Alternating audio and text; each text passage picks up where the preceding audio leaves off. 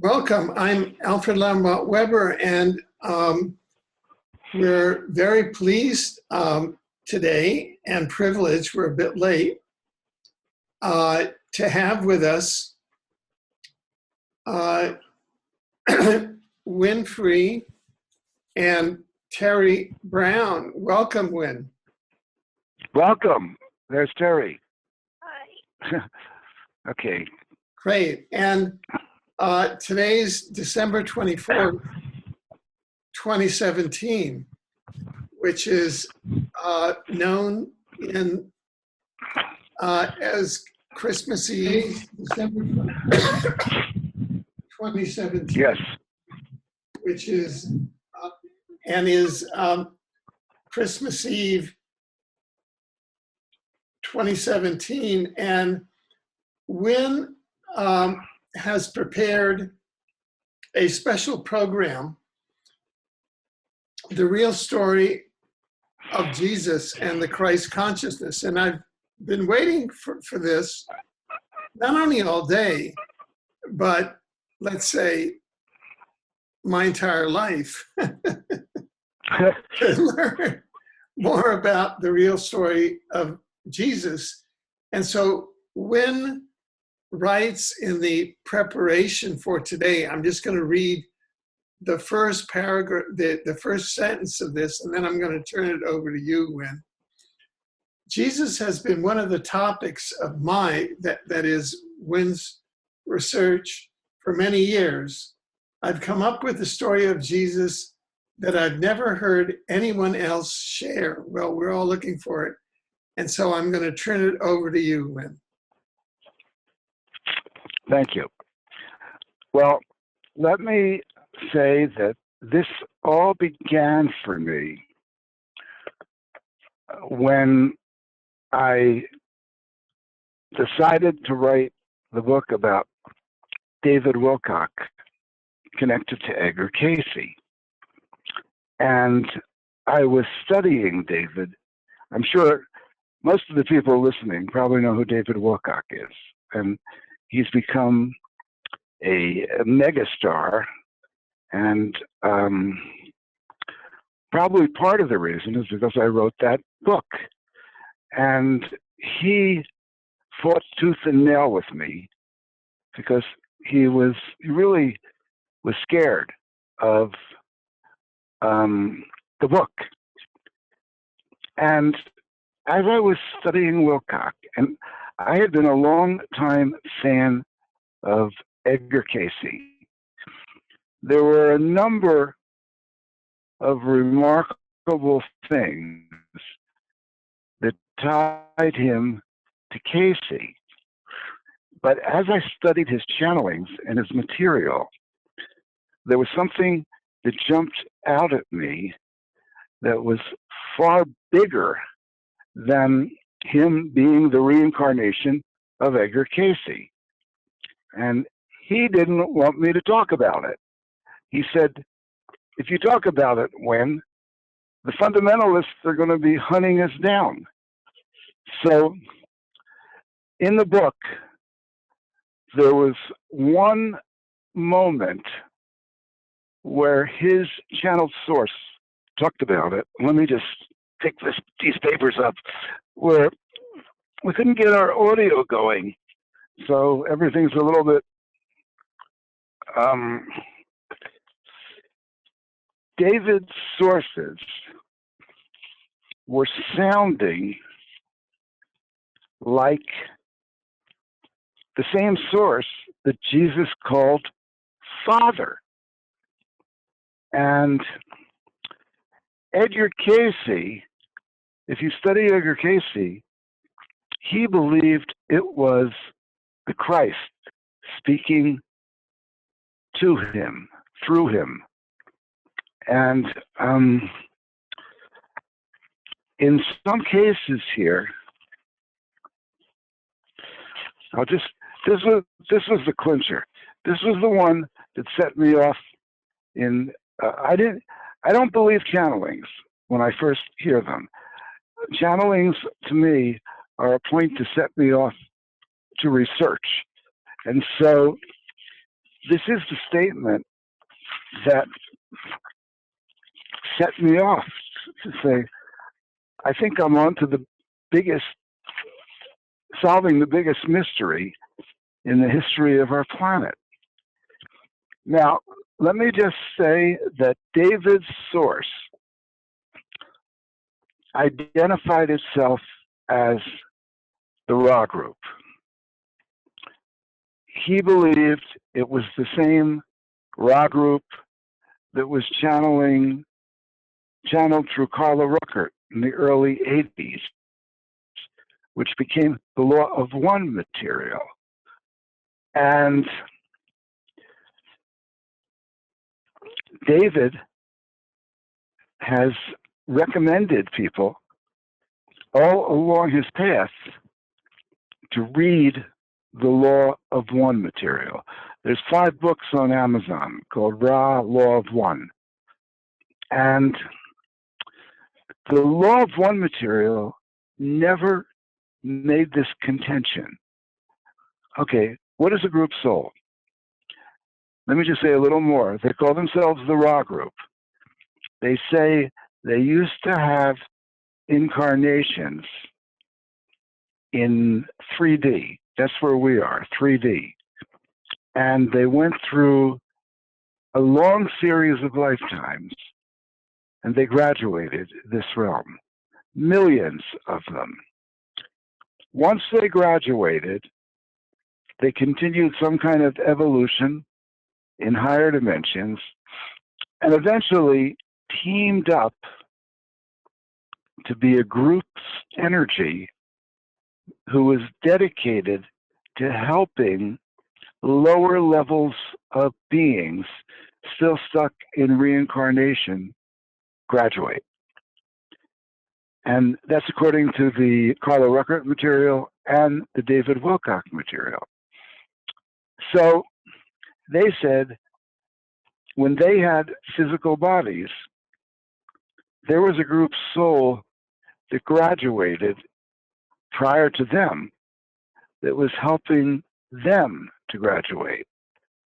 So there was this evolution, cosmic evolution going on, where a group of beings graduate, and then they act as, some people call it an oversoul, for a new group of people that's graduating.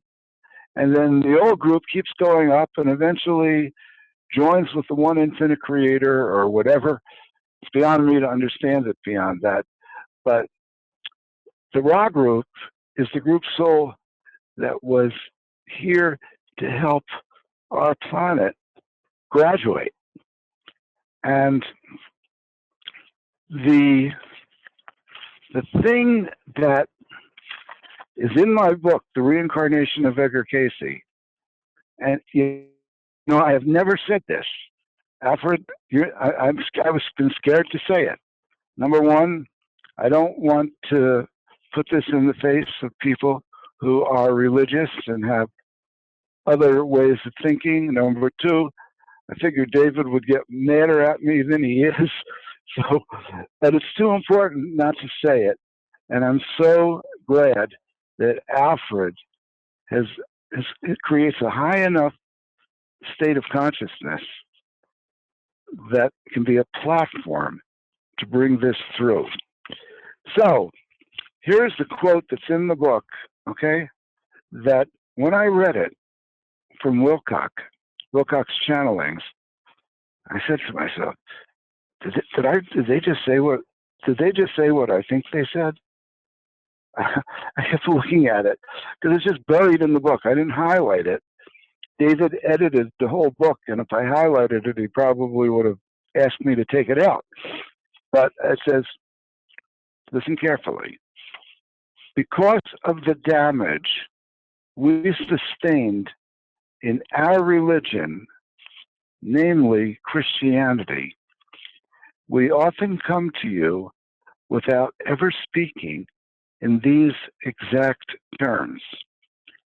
Indeed, many of your people choose to seek the Christ light within without naming it or labeling it as such.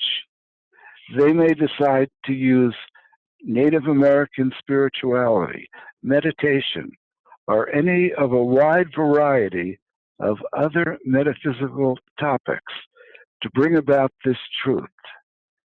So there may be followers of other Orthodox religions in the world also responding to that inner calling generated by the light within.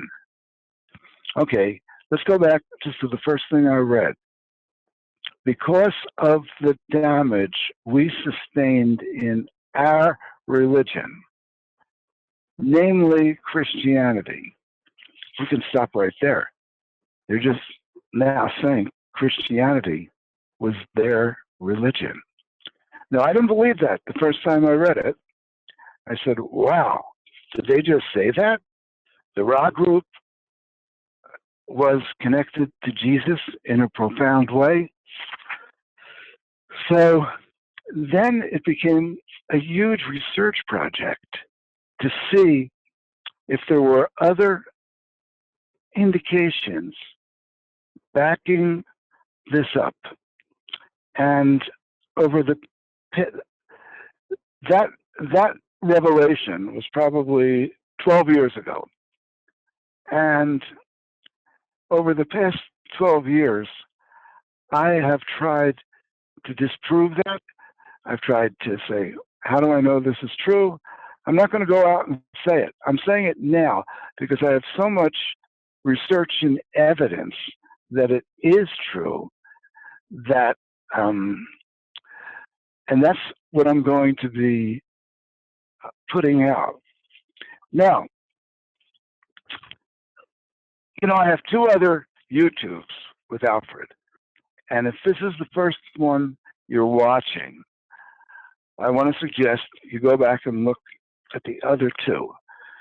Because something happened in my life that was so crazy while I was writing the Wilcock book. And for a few years, I couldn't even talk about that. I thought people would think I would lose my credibility. And there's a famous story of how I had two consecutive personal relationships start channeling a voice, an intelligence that said they were the council of Elohim. And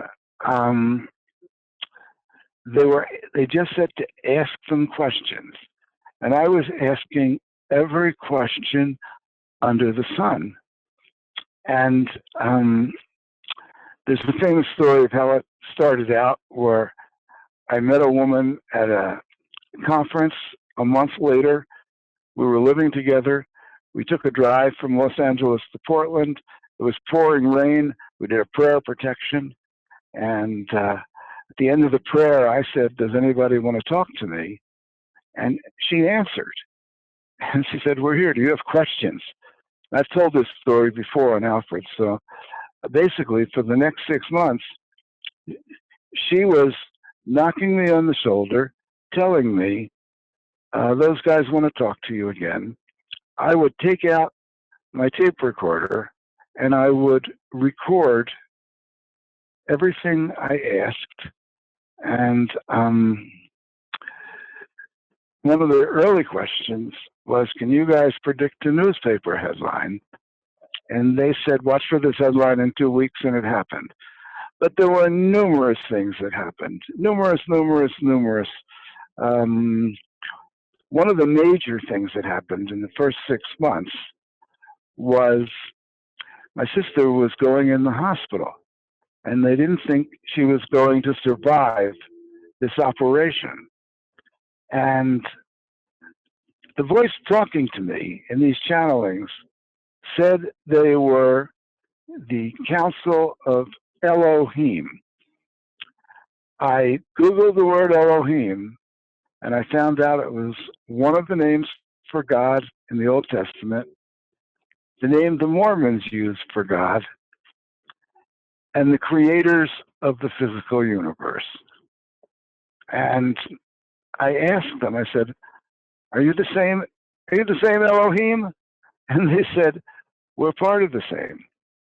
And I said, why are you talking to me? And they said, you're like a cosmic midwife. You know how to bring into the world, and you don't have ego about it. Now, at that time, I did not believe them. I didn't know how. I didn't want to start a religion, and I needed to know more about this. And so I'm in the middle of writing this book, The Reincarnation of Edgar Cayce, and I'm already believing that the source that's speaking through Wilcock is a group soul that was connected to Jesus. And even the thought of that overwhelmed me, that like, oh my God, maybe I am writing the current message of who Jesus called Father, okay? I didn't know if that was true, but they certainly talked that way, and they never said it outright, except in that one thing I just quoted, we came to you in our religion, mainly Christianity. Now, if that was true, they basically were saying that they were who Jesus referred to as Father. And this was all happening in, actually, I had come up with that thought before I met Daphne, and before I ever talked to the Elohim. Well, now I'm busy having conversations with the Elohim. About 4 months into it, there's the story where my sister was supposed to die. I asked if it helped, and she had what would be a medical miracle. And then the woman that was channeling in September of 2002 left me, and I thought that's the end of it. I can go back to being a normal person, because if they were who they said they were, the responsibility was overwhelming. Here I am, I'm writing a book about the group soul that Jesus called Father, I think, maybe. And I've got the Council of Elohim, which is the group soul that created the universe, talking to me through my girlfriend. Oh, and there's one other thing that happened in that period of time, which I don't think I ever told you, Alfred. I asked the question to Daphne in the first 6 months that this was happening, probably about month 3. I said, I've had a lot of synchronicities in my life. I know I exist on other dimensions. Can you tell me how to access the other dimensions that I exist on? And they said, write my dreams down, and I would make a connection. So that night, I put a pad by my bed. I kept waking up. I had little sentences in my head, as if I was daydreaming. And in the morning, I looked at the sentences, and I just rocked my boat. The sentences were saying, let's see, you have to look tall and thin. You're supposed to be the front man. We're not doing this for entertainment. It has a very serious purpose. Communication from another dimension, just like Cayce. He slept to get to this dimension. Well, this is like being in a science fiction movie. I'm writing a book about the reincarnation of Edgar Cayce, with channelings from the group soul that I'm starting to think was who Jesus called Father. I've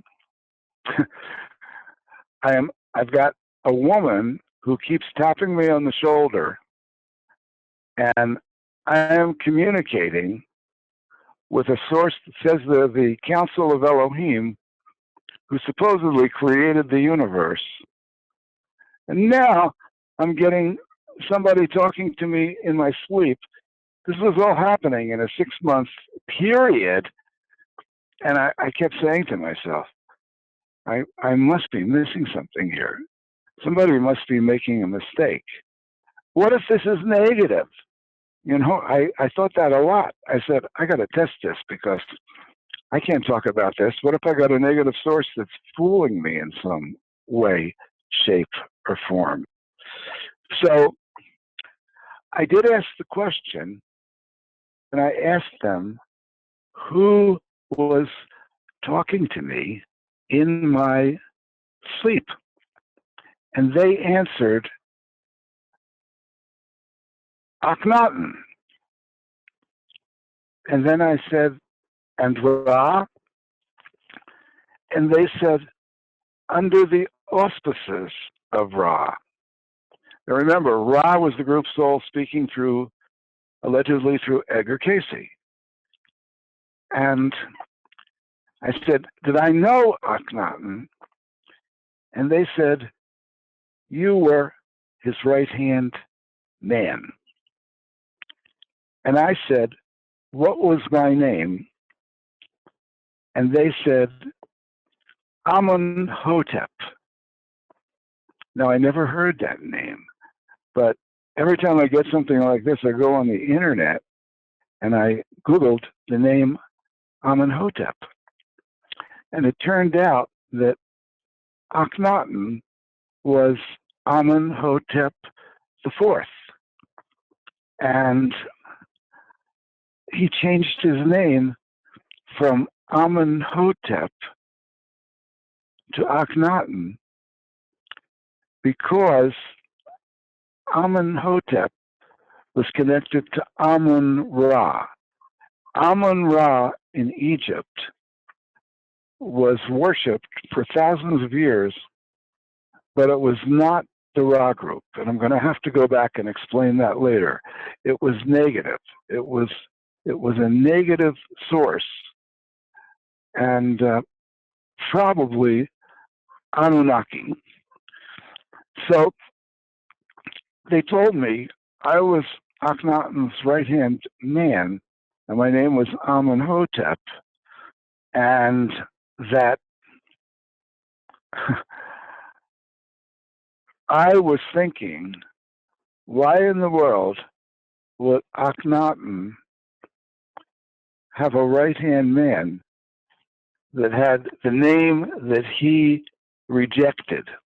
And so I started studying all about Akhenaten. And I'm trying to, it's like a big cosmic puzzle. I'm trying to figure it out. And then I found out the woman who was channeling happened to look very similar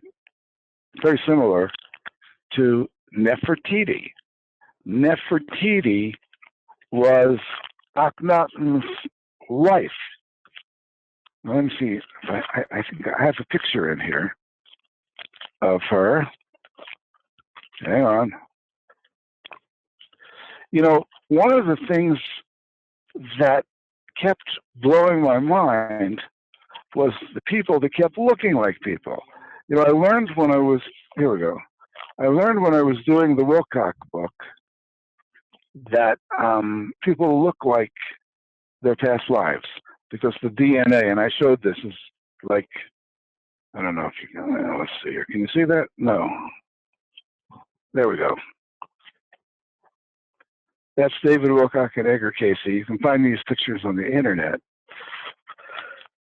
And this is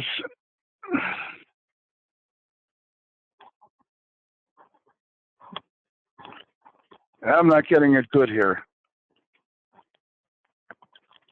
But that's her and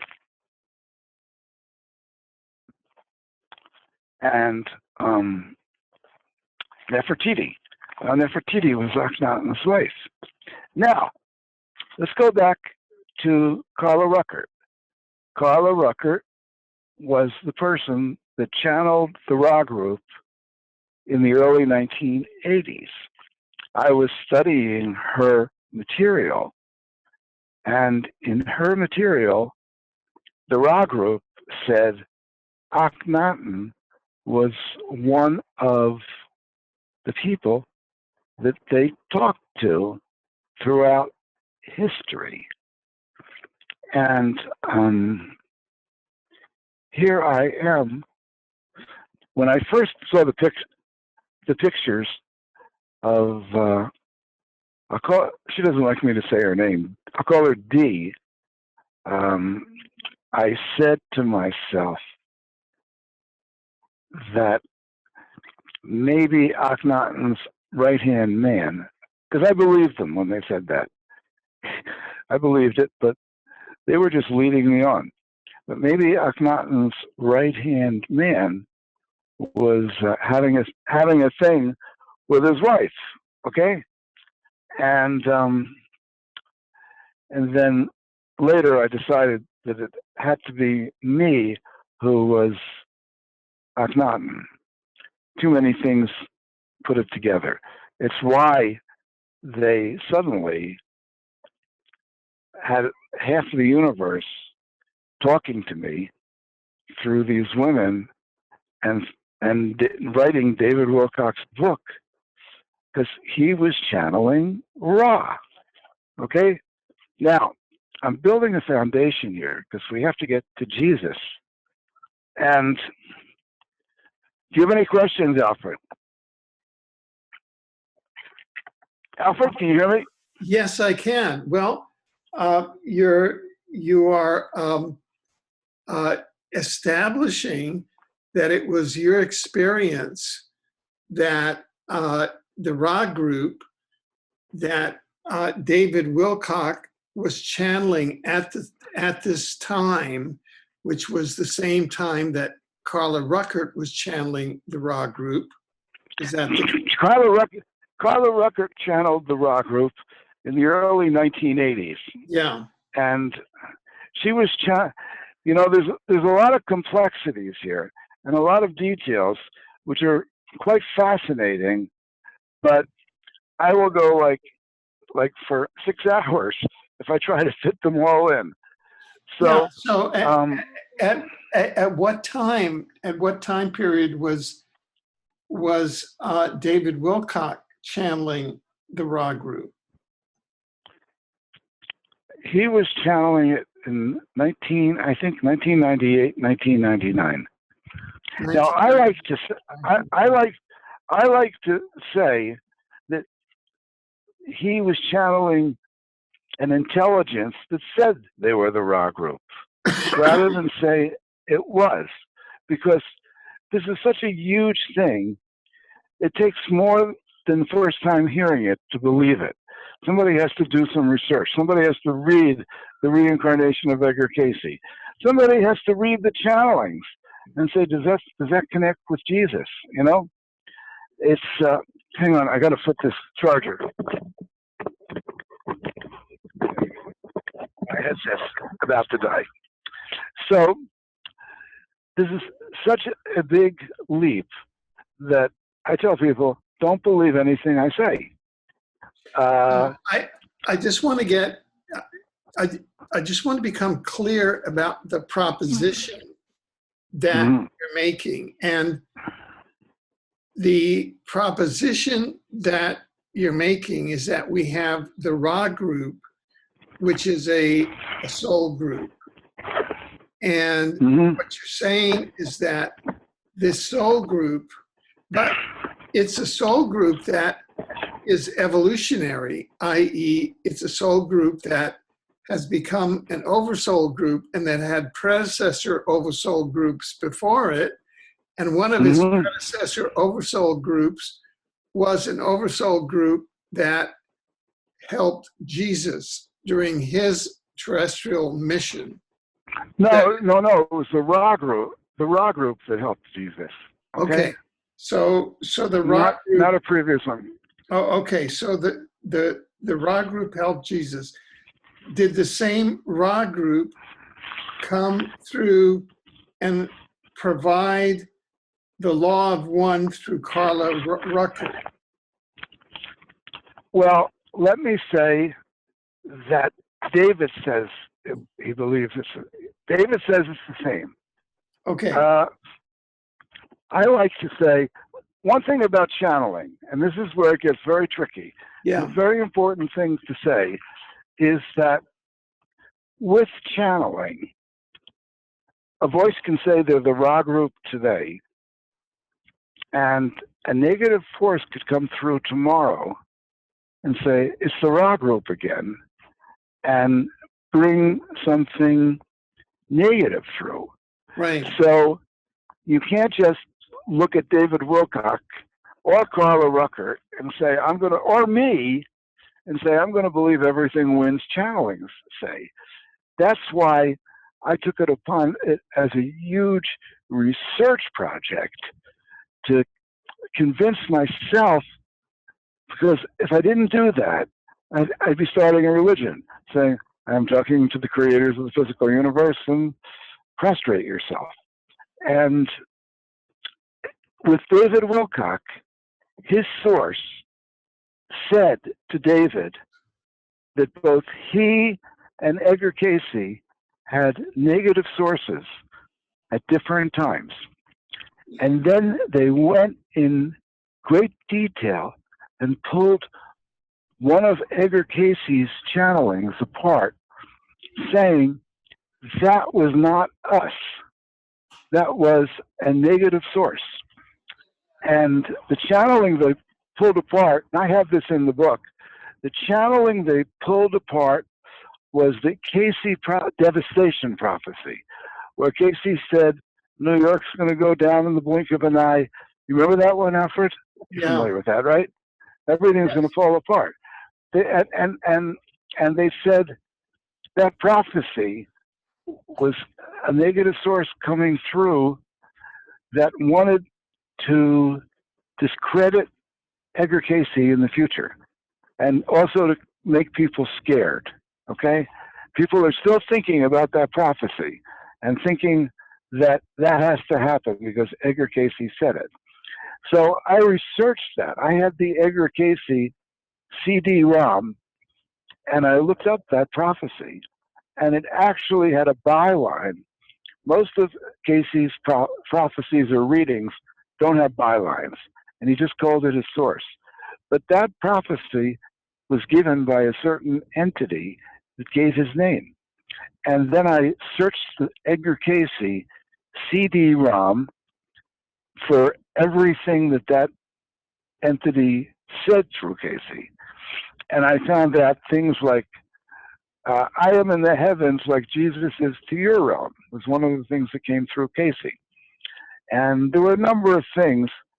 And finally, there was a group called the Search for God group that formed around Cayce that was giving him advice, that was studying his readings.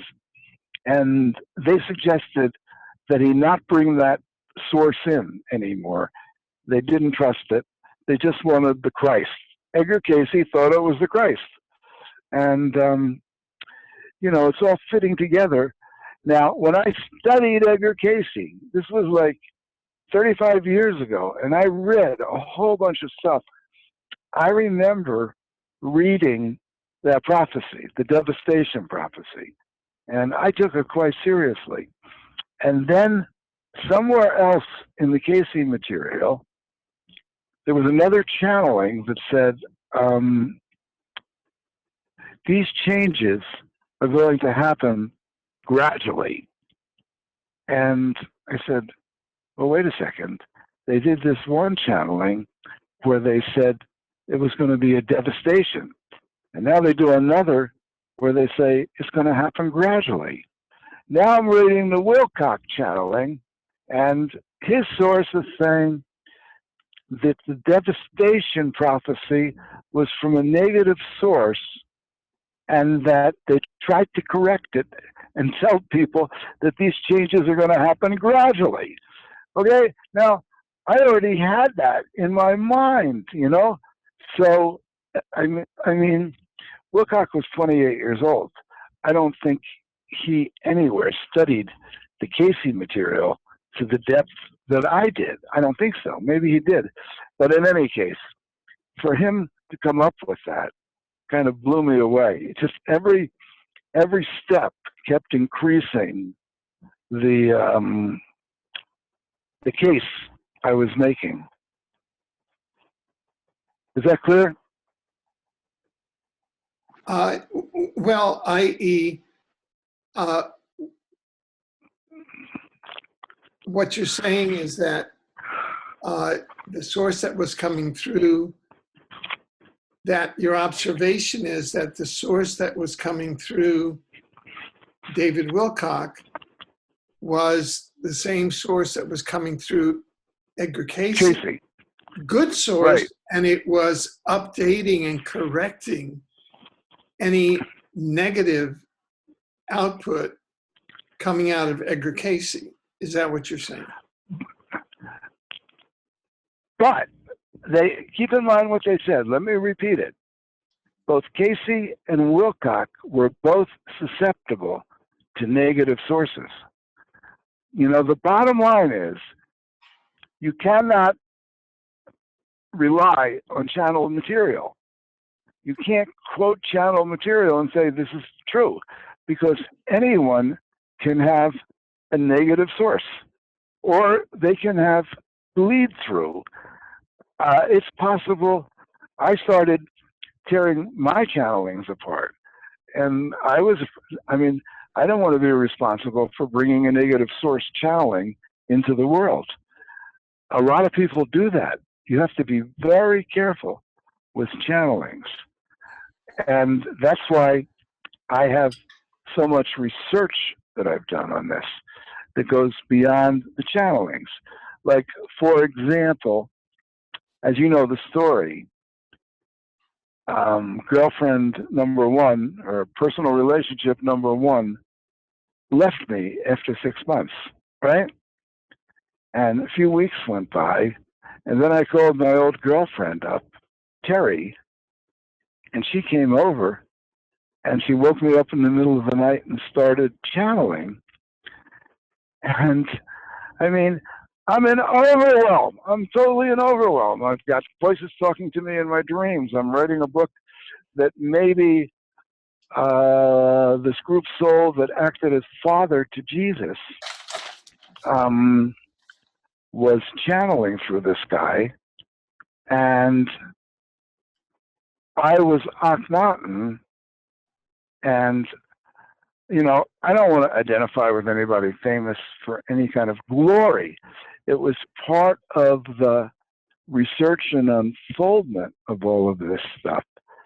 And so now Terry is channeling, and remember, 2 women in a row channeling while I'm writing The Reincarnation of Edgar Cayce. 2 consecutive women channeling what identifies itself to be the creator of the universe, another group soul that was bigger than the Ra group, okay? And so I spent about 2 months asking question after question after question with Terry. I actually had people I knew, I said, can I ask a question on your behalf? And they demonstrated the ability to look in on people. They wouldn't do it if I didn't have permission. They are very, how can I say it, honorable. I can't use them as an inside track for any self-serving purpose. But if I had permission, they would answer the question.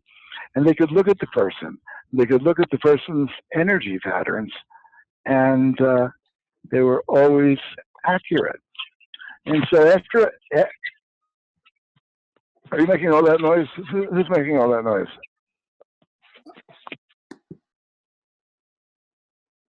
Hello, can you hear me? Yeah, okay. All right, so now,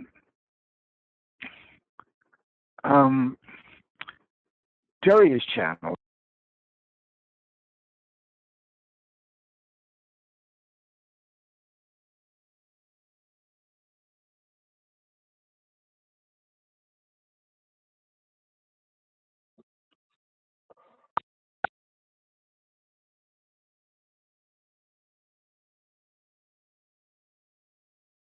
and it seemed very positive and loving. And I asked them, was Terry ever anybody famous? They told me to look up St. Catherine of Siena, who I never heard of. So I look up St. Catherine of Siena. I find the story of this young woman who would go to the local Catholic church in Siena, Italy, and they would write down everything she said because they thought God was speaking to them through her. And St. Catherine's dialogues with God became a classic, let's see here, of Catholic literature. Okay? And still on Amazon. And I showed this last time, but I'll show it again because it's like part of what kept hitting me on the head, you know, that this was real. What I was doing was real. They really were who they said they were. Okay? Now, you can't really see that, can you, Alfred? Can you see it?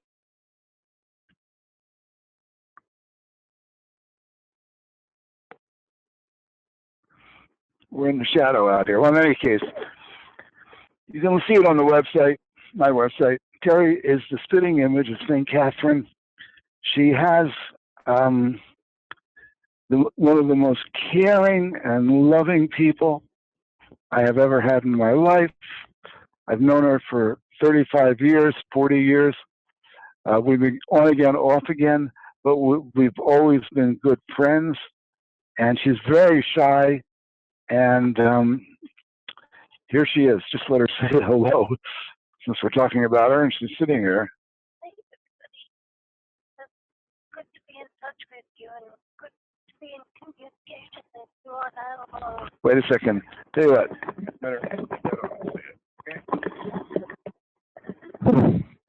Hello, everybody. I just wanted to let you know that it's really good to be in touch with you and to be doing the whole planet healings and the grid healings on Sunday and the channeling on Wednesday. It's really good. I'm on purpose here. And I just want to congratulate everybody for finding us and let you know that you are not alone here. Thank you. Thank you, Terry. Now, I'm going to read something here. And here we go. I want you to imagine, don't believe it, just imagine the possibility that the source that Jesus called Father was speaking through David Wilcock. I'm sorry, David. Sorry I'm saying this because he doesn't want this out there. But he's not going to, I don't think he'll say it's wrong. Truthfully, I don't want to say it. I don't want the responsibility of it. But nonetheless, our planet is too screwed up now. And this is too important a piece of help that's available to you right now. Okay, so here is a chapter. I'm not going to read the whole chapter. I'm just going to read a couple paragraphs. I want you to get the feel of how this source was talking through Wilcock. And this was a channeling he did in December of 1998, led by a few insightful followers to the appropriate destination. The few who are able to understand did again perceive the Christ light within the heavens. These heavens were of a different sort, namely the light essence coming from within, in those heavenly realms of higher consciousness. For those who could but perceive it, an awesome sight, resplendent in its glories, and completely unfettered by material concerns. For those who would try to spread it out and admire its beauty as though on a surgical table, there will only be a great surprise, as its majesty eludes any classification or taxonomy. It is not to be discussed nor talked about.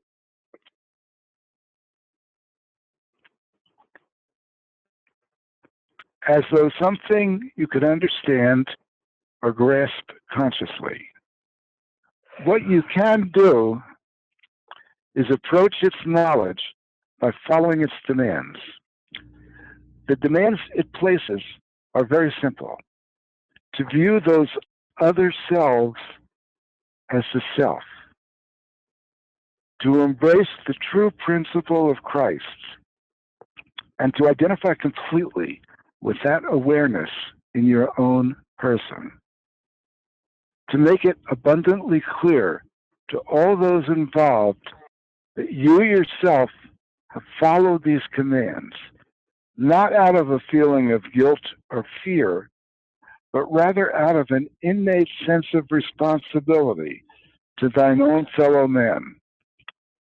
Such responsibility needs to be generated from within, from the realization of the oneness of the one true being, that sole essence entity that is composed of so much more than your physical matter.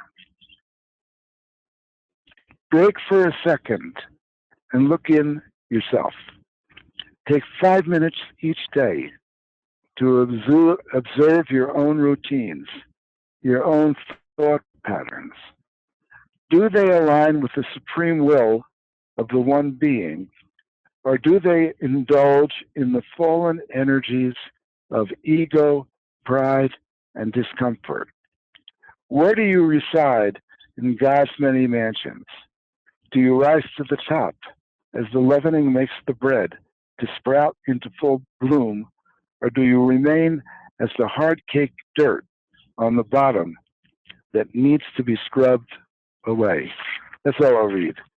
But I don't know how that sounded to you, Alfred, but whoever came up with those words, you don't have to know they're a group soul, you don't have to know they're the raw group. They are coming from a powerful, deep place, to me, anyway. So, another piece of the puzzle, okay?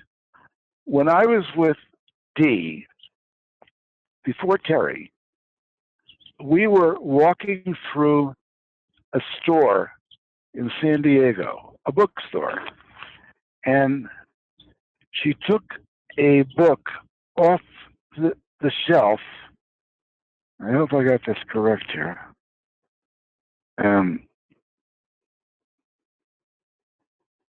That you probably heard of. Are you familiar with this Voyagers 2, Alfred?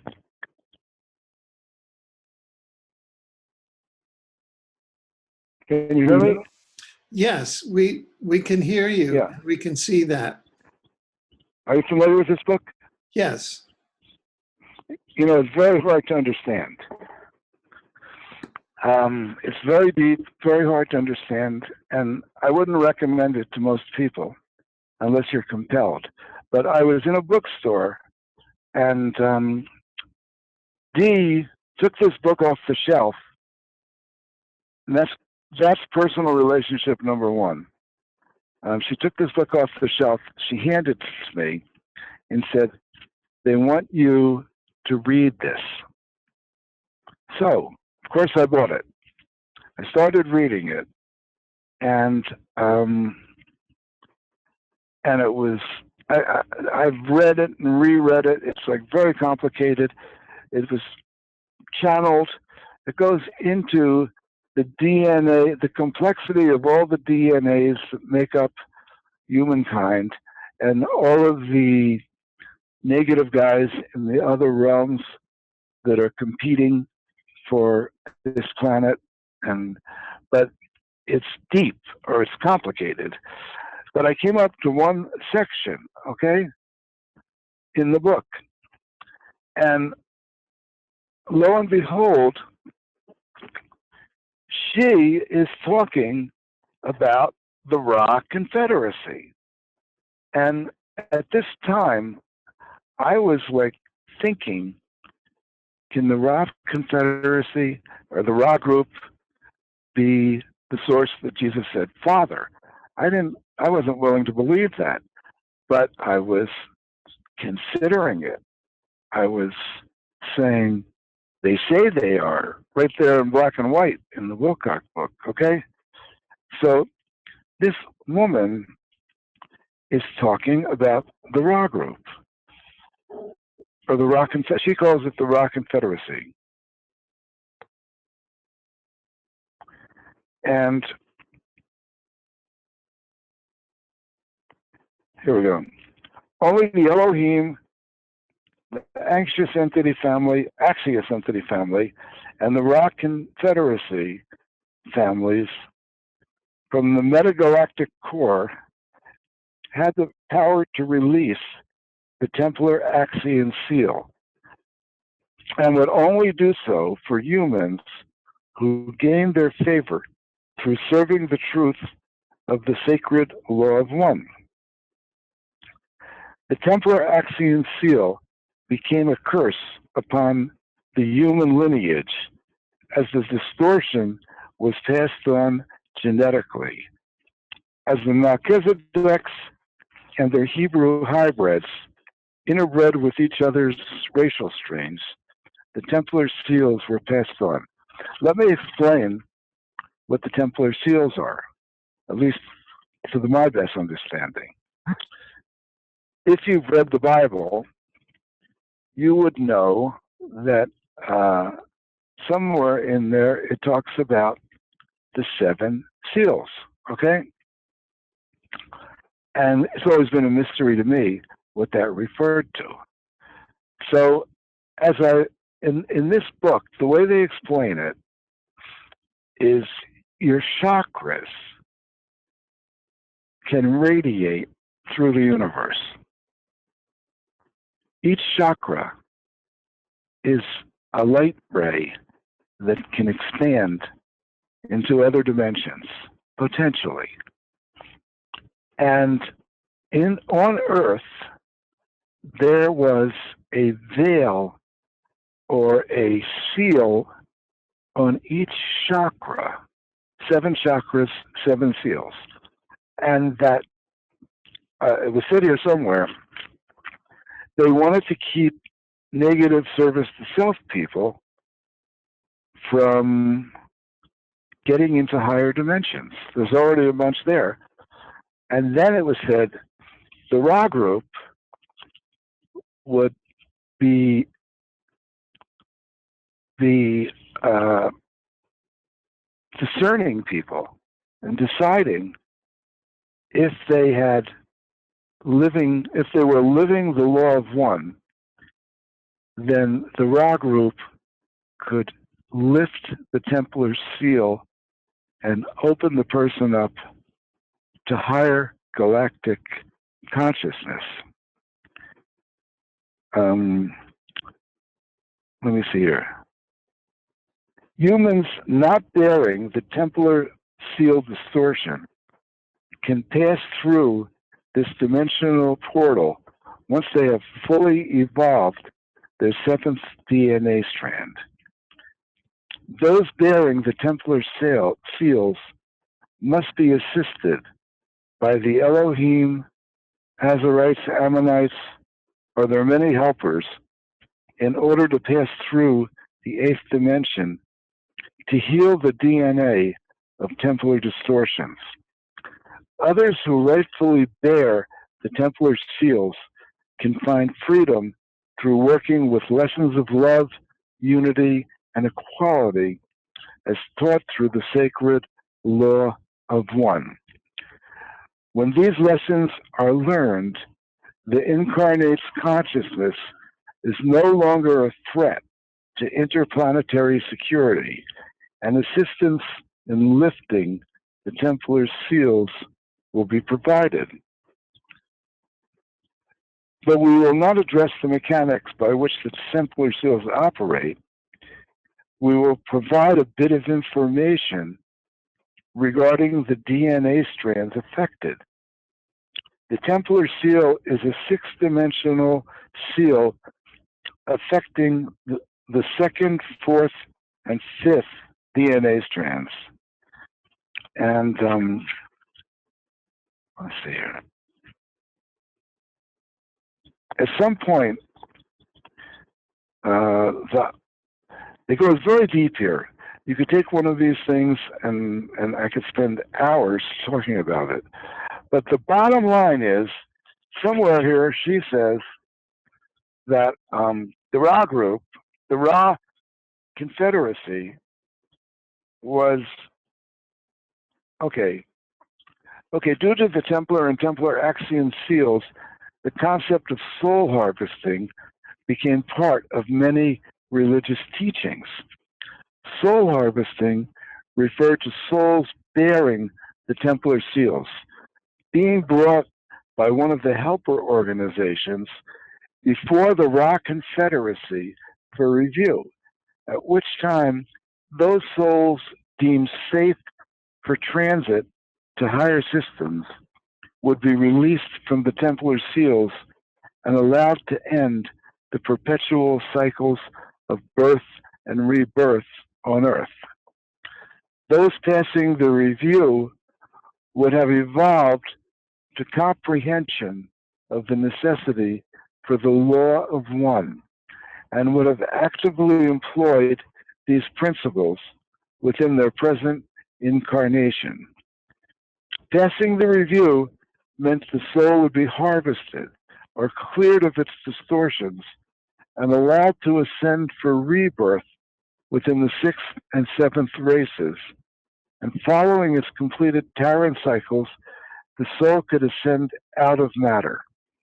In some traditions, this concept became translated as Judgment Day, or similar ideas of having to pass God's test and become worthy. But in truth, God's universe is free, and these concepts apply only to beings bearing the Templar seals who wore the armor of their disregard for the law of one within the configurations of the genetic codes. Well, that blew my mind. Did Alfred disappear?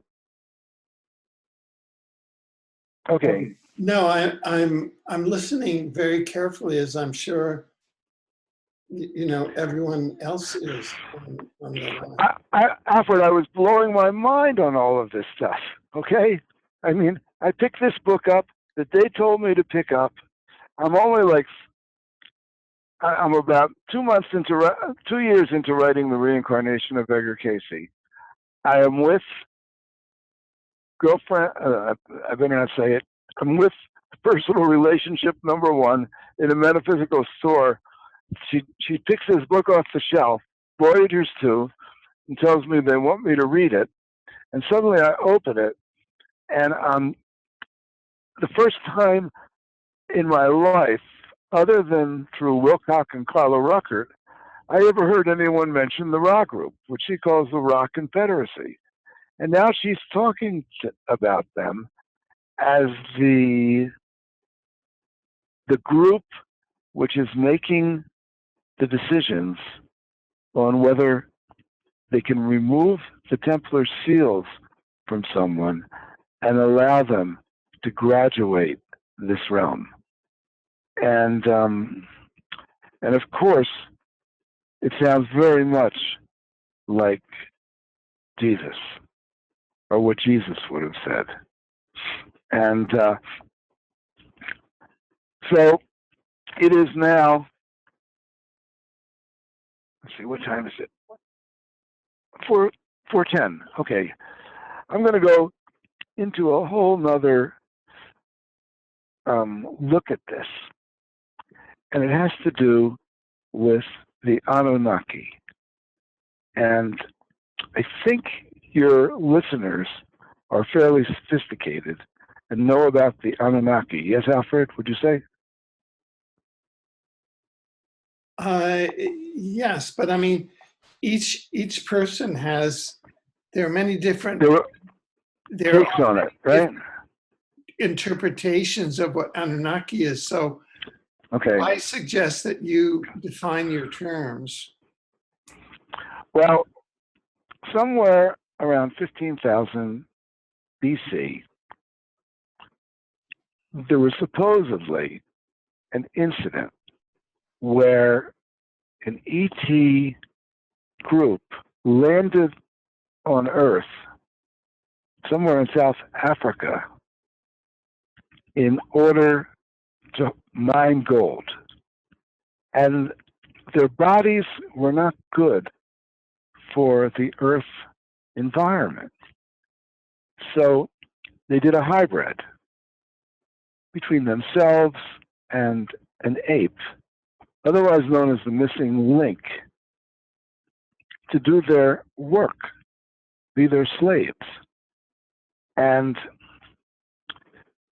the way the story goes is there were two brothers, Enki and Enlil.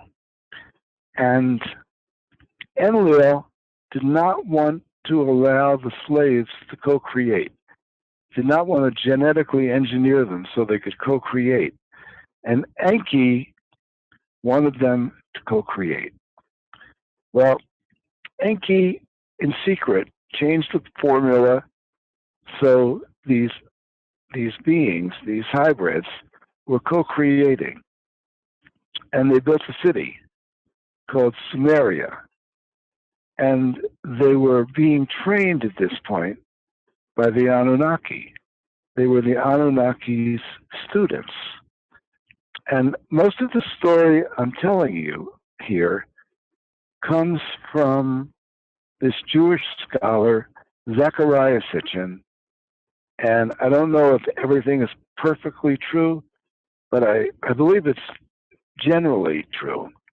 And Zecharia Sitchin was translating the tablets in the Sumerian tablets.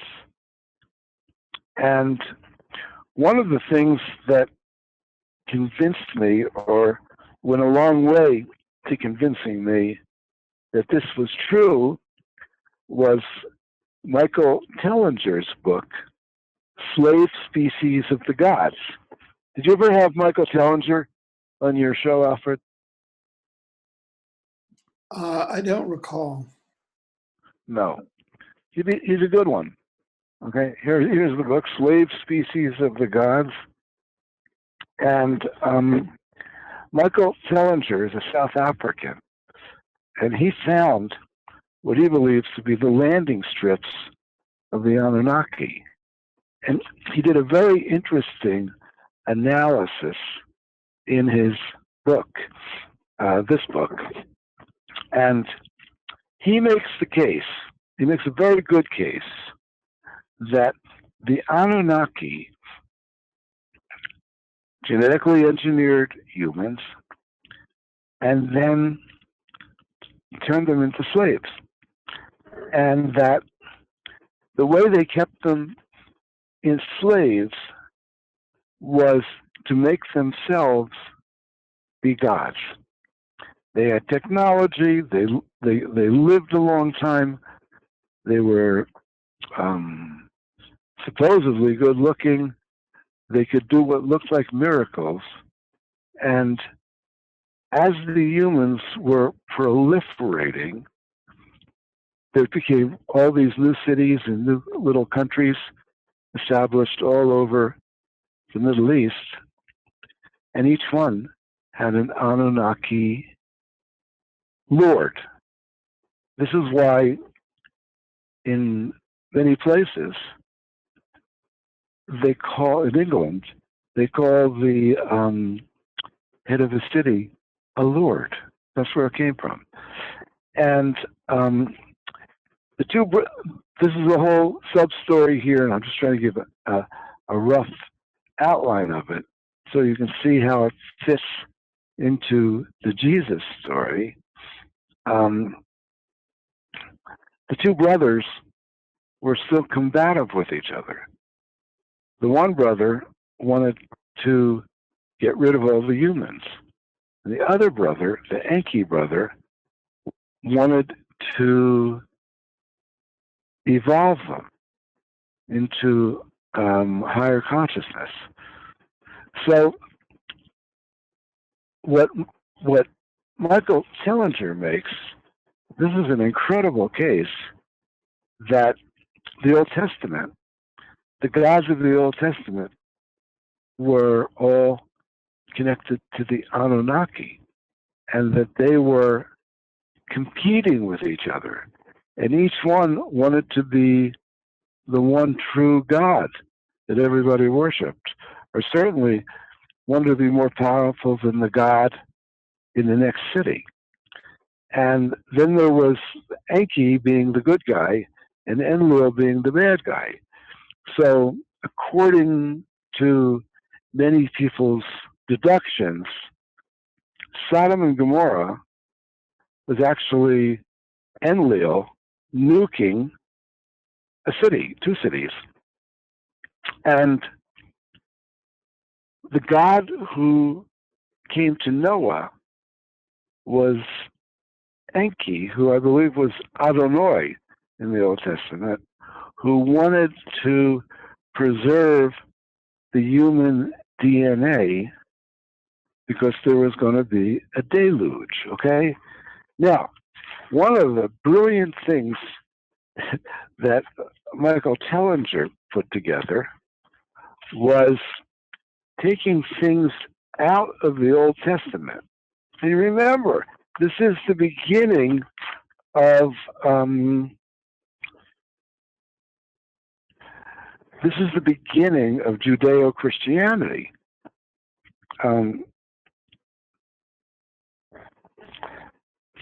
He's got all these quotes, okay?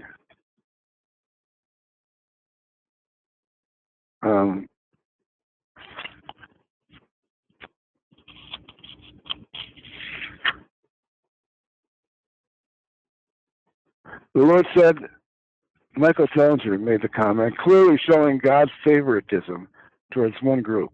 The Lord said, I have indeed seen the misery of my people in Egypt. I have heard them crying out because of their slave drivers, and I am concerned about their suffering. So I've come down to rescue them from the hand of the Egyptians and to bring them up out of that land into a good and spacious land flowing with milk and honey. So God is favoring one group over another. If a man beats his male or female slave with a rod and the slave dies as a direct result, he must be punished. But he is not to be punished if the slave gets up after a day or two, since the slave is his property. There's worse things here. Let me see if I can find. I mean, there's things where you're supposed to sacrifice people, sacrifice your firstborn. If somebody is gay, shoot them, cut their, an eye for an eye and a tooth for a tooth. He goes through all of these things in the Old Testament that don't sound like any God that I want to know. And it's not. It's these competing Anunnaki. It's like if you recall the thing in the Old Testament of Jezebel. And Jezebel and Elijah, I believe it was. And Elijah was under the auspices of Yahweh, I believe. And Jezebel was under the auspices of Baal, and Baal is probably the same God that the Illuminati talk to as Moloch. And so Jezebel, the priests of Baal and the priests of Yahweh were going to have a showdown. And they were going to have some pile of wood and see who could burn it up. And obviously, they were sending beams down from spaceships. So it ended up that the prophets of Yahweh won, and they then were commanded by Elijah to slaughter the prophets of Baal. This is Old Testament, okay? So, I mean, these guys were tough, right? And remember, the Old Testament is a precursor to the New Testament. And here's where I come up with the deduction. There's no one has ever written this. There's been a couple of aspects of channelings that we've done. Like, for example, at one point I asked in the channeling, when my channeling with my sources, when Jesus said, Father, who was speaking to him? Was it the Elohim? Was it the one infinite creator? Who was answering that? And they said, as you would understand it, it would have been Ra. And in another channeling, this was with Terry, and I said, could you explain what the Christ consciousness is? And this answer was totally unexpected. I had no idea what they were going to say. And they said that the Ra group had set up a matrix in the higher dimensions that could help a person translate this dimension into a higher dimension, and they were using Jesus as a focus for that. Very similar to what Ashayana Dean said in Voyagers, where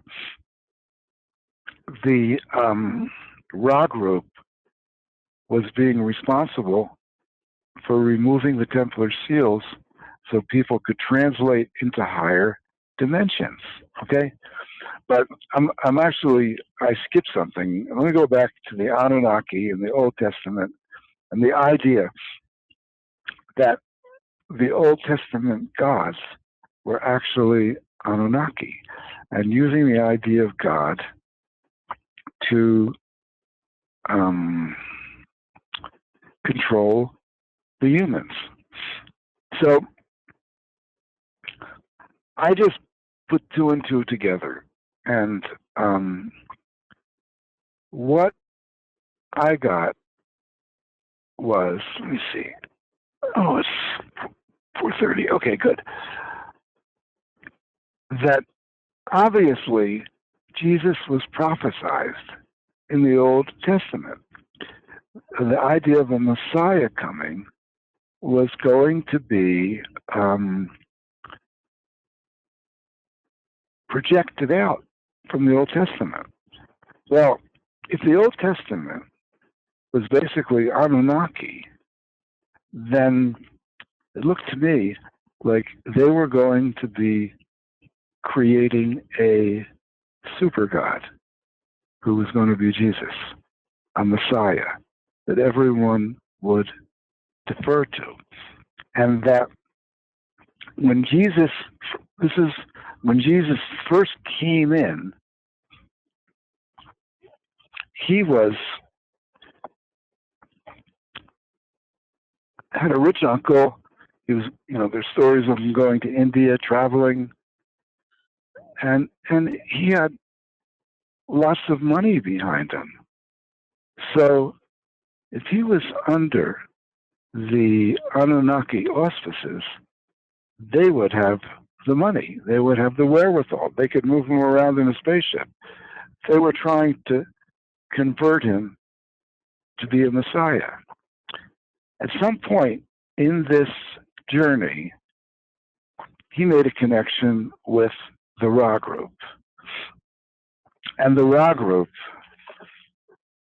after he made the connection with the Ra group, he gave up all of the abundant support he was getting. It took 12 common people and started traveling around, turned them all into scribes so they would write down exactly what he said, because he already knew they were going to try to use him to control the masses. And so he made sure that he got his direct words into print, and the likelihood of them being maneuvered was less. And then when he died, they did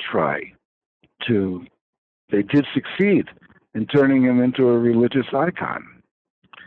And there's another very important piece of the puzzle here that I know this is a lot to take in, and I hope I'm not confusing people, giving you too much.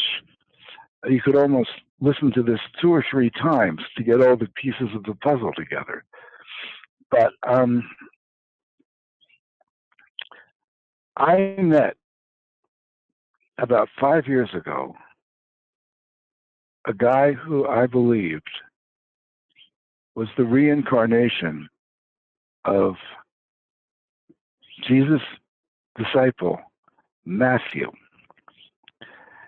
And it's kind of a funny story how I convinced myself that he really was that.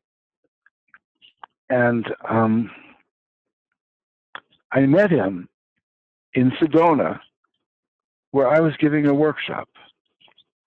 And he was an older man, 80 years old. He was in a wheelchair, and he came to my workshop, and he was sitting in the back, and he was kind of glowing beatifically. And people, I decided after my workshop was done to introduce myself and get to know him. His name was Dr. Terry Friedman. He was a medical doctor.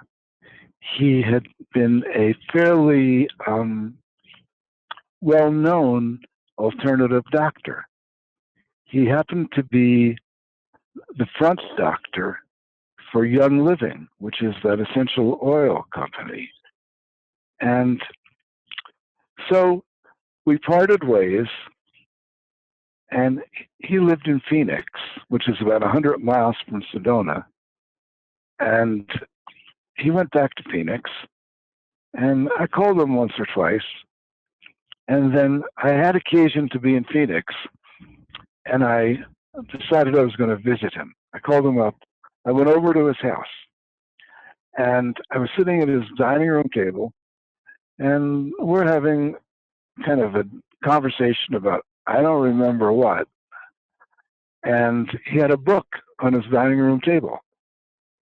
And the book was called The Man Who Walked with Jesus. So I picked the book up, started thumbing through it. And in it, Terry was telling the story of Jesus through the eyes of Matthew. And I thought he was being very creative. That's my first thought that crossed my mind. That, but I kept thumbing through the book, and as I was thumbing through it, I could feel energy in it. And I know when I feel energy in reading something, it validates that it's transcendent. And I was having this experience, and I looked at Terry, And it was so authentic that I said, "You were Matthew, weren't you?" And he looked at me and he said, he actually looked down on the floor. He was ashamed. And yes. And I'll tell you, I kept continue talking to him. He was ashamed because he was a very recognized doctor, and he got shunned by all his comrades, all his peers, or most of them, when he did this book. And I decided that I was going to have him on my Monday night radio show. And I was going to just explore with my group. I wasn't going to introduce him as the reincarnation of Matthew. I was going to introduce him as, this guy believes he's the reincarnation of Matthew. And interestingly enough, Terry seemed to have the ability to specifically remember things he did with Jesus. I could ask him a question, and it would be like, if I asked you, what did you have for dinner yesterday? Terry could talk about some meeting that he went on with Jesus, like he was really there. And it was amazing to ask these questions, okay? And it's like he became a regular on my shows. And the people that have been tracking me love this guy. We have, somebody started doing a Saturday discussion group, Dimitri, on his book. Somebody else took the book to Uganda and started doing discussion groups with a bunch of Africans, someone who went there to teach Ugandans English. The book was having a profound impact on people. And so I would ask Terry questions that maybe he didn't talk about in this book. And he would answer me. And one of the things he brought up was that when Jesus was on the road with his disciples, he would tell them, "Don't tell anybody I'm the Messiah." Now that would go along exactly with my theory that whole Messiah thing was an Anunnaki construct, okay? And then Terry himself brought this up. He said that Peter, the famous Peter, "On this rock I build my church," okay? Jesus told his disciples, don't start a religion around this. Okay. And that he went and did it and thought it was in the best interest to do it. So there are a lot of little things that Terry said that were just mind-blowing. And the thing that really convinced me that he was really Matthew, now I got to go back and tell another story. When I was, about 30 years ago, I had a teacher in Los Angeles. And I have to say, he was the best teacher I ever had in my life. I would sit in his lectures, and I could feel this energy flow all around me in the lectures. And I could feel the pain leave my body. I could see light in the room. And I tracked him for about 10 years. And he used to say that he was a reincarnation of John the Beloved. He said it early on. Now, I used to think maybe he was. I never believe anything. So I said, maybe he was. Maybe that energy I felt in the room was the Holy Spirit. I didn't know, but I used to think that, you know. So now, on the very first time, I have Terry Friedman on my Monday conference. Oh, I got to tell one more thing about this guy. Excuse me. This is the first time I've ever done this. There's a lot to put together, and I hope people aren't losing my threads. But this guy who said he was John the Beloved had a big scandal in his organization, and it came out that he was sleeping with some of his male assistants. And people got really mad at him. They thought he was violating ethics, and a lot of people left his group.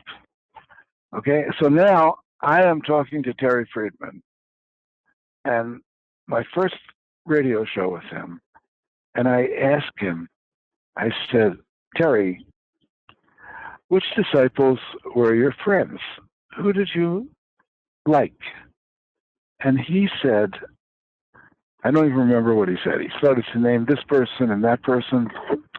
And then I said, how about John the Beloved? And he says, well, John the Beloved was a homosexual, but he never bothered the rest of us with it. And at that point, I was floored, because I felt that I had just unraveled a big key in this whole thing. And, you know, Terry Friedman wrote a book, The Man Who Walked with Jesus. And we were selling his book. I think we have about 40 left.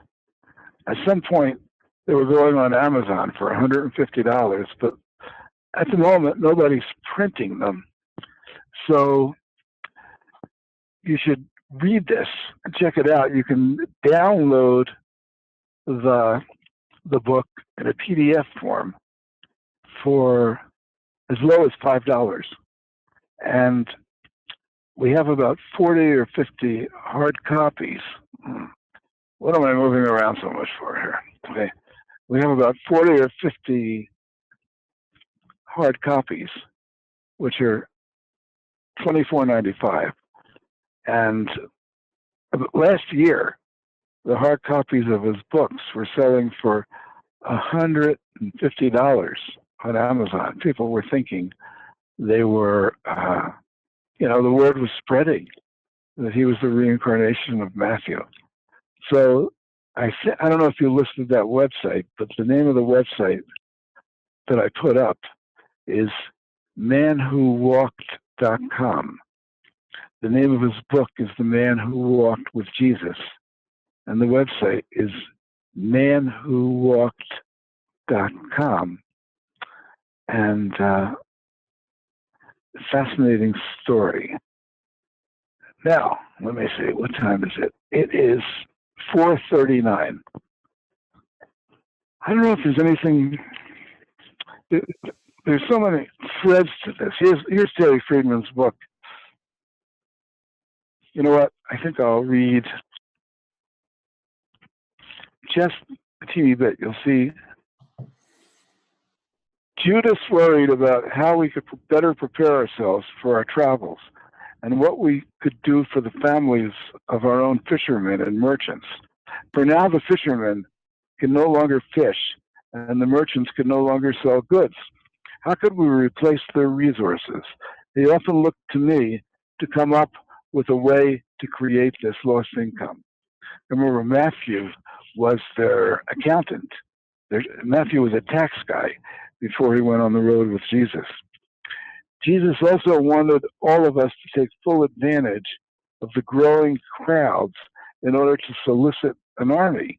From time to time, he would say, the rabbi has said that we must not fight with our swords. Oh, Judas, not Jesus. Judas also very much wanted all of us to take full advantage of the growing crowds in order to solicit an army.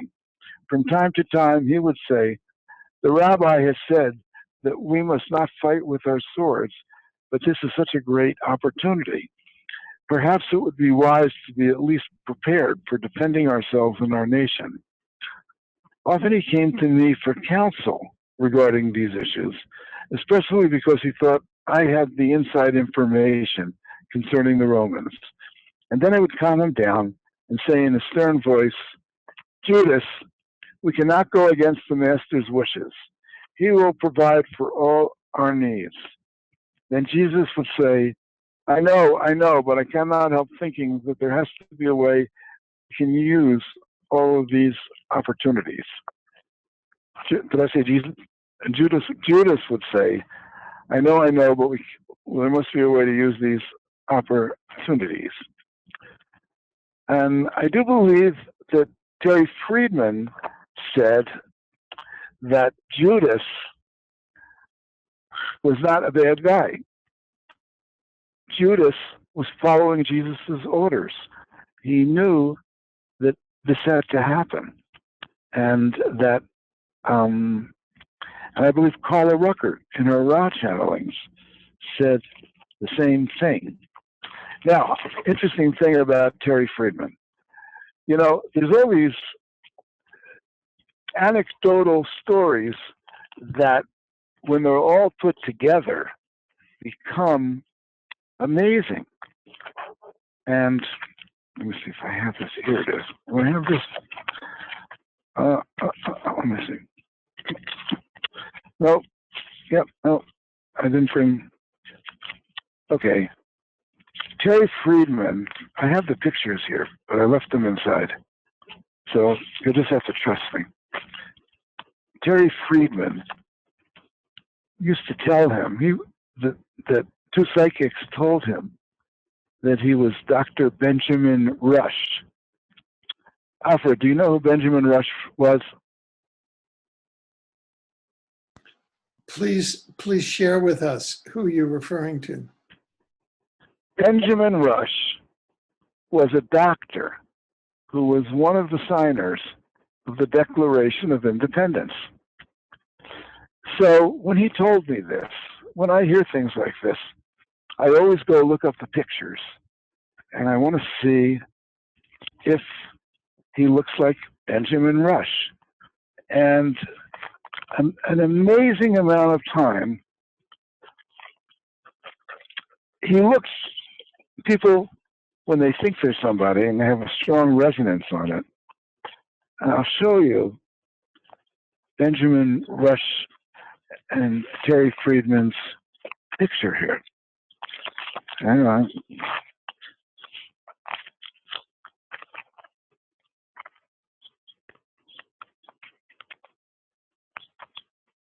I hope I'll show you. Let me see here.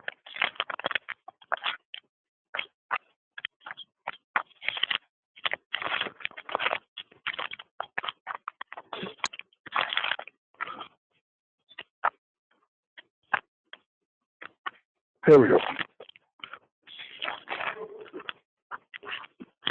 By the way, if you go on themanwhowalked.com and you look up that page, you'll see videos of me talking to Terry.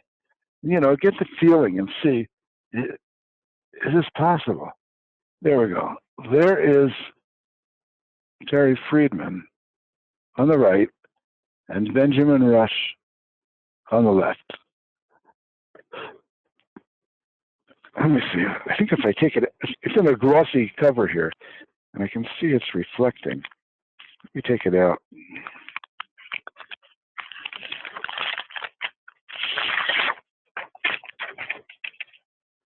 That's better. I don't know if you can see the resemblance. Benjamin Rush is younger, but... And then,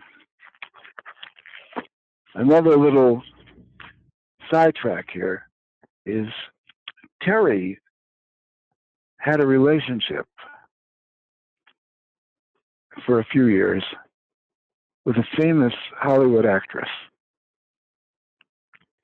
by the name of, I can say this because she was at his funeral. She died, Terry died, so everyone knows that they were connected. He had a relationship with Diane Ladd, and Diane Ladd was one of the Hollywood superstars, probably in the 70s. She was one of the stars of Chinatown. She married Bruce Dern. Laura Dern is her daughter. And Terry told me he had a relationship with her. And I went to her webpage, and she is very interested in alternative health. And she had a page on her website on alternative health. And on that page, she had a quote from Dr. Benjamin Rush, the Revolutionary War doctor, right? And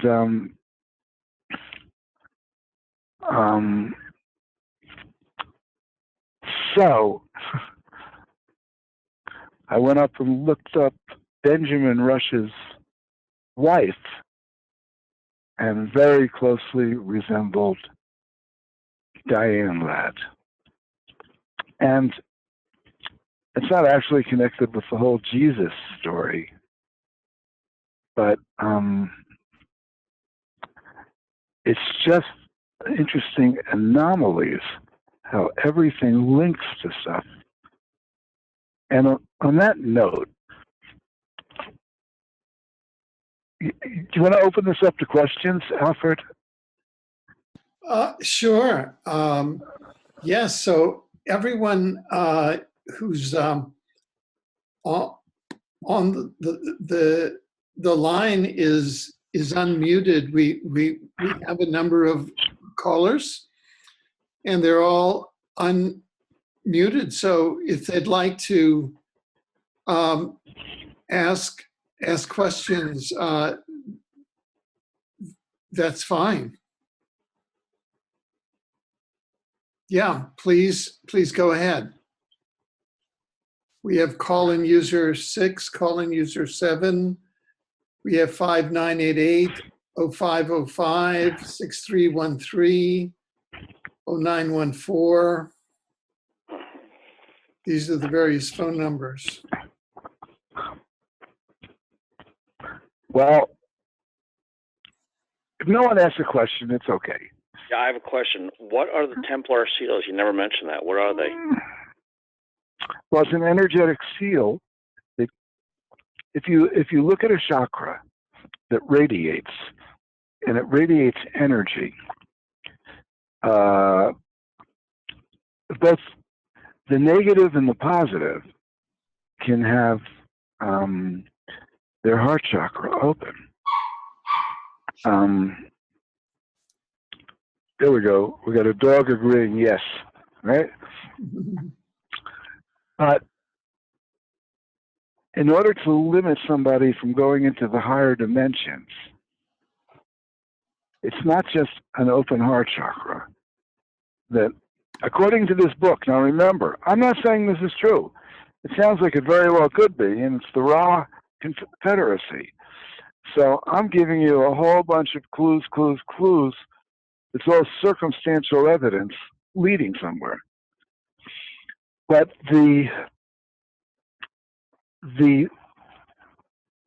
instead of the heart chakra radiating out into the higher dimensions, it doesn't. It's cut off by the veil, by the seal, whatever. And some intelligence in a higher realm has to make the decision that that person understands and is living by the law of one and remove the seal. Okay? It's an energy seal. Does that make sense? Yeah, because it was mentioned in the message of the day, and I just didn't understand it then. Okay. Well, thanks for your question.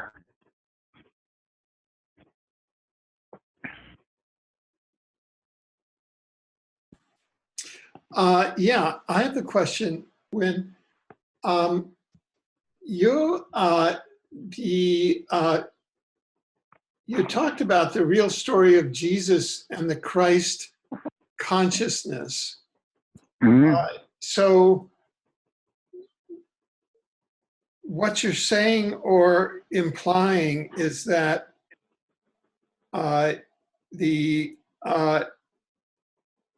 Christ consciousness is the expanded consciousness that the Ra group is bringing through the law of one, and that is moving away from service to self to service to others, and then Yes. the cosmology that's set out in the law of one. Is that what you're saying, that basically here? Well, you know, it's all quite simple. Basically, the law of one says that there is one source of energy that the whole universe is fired up with, and that we are all part of that energy, and that when you live with the realization of that, you become compassionate.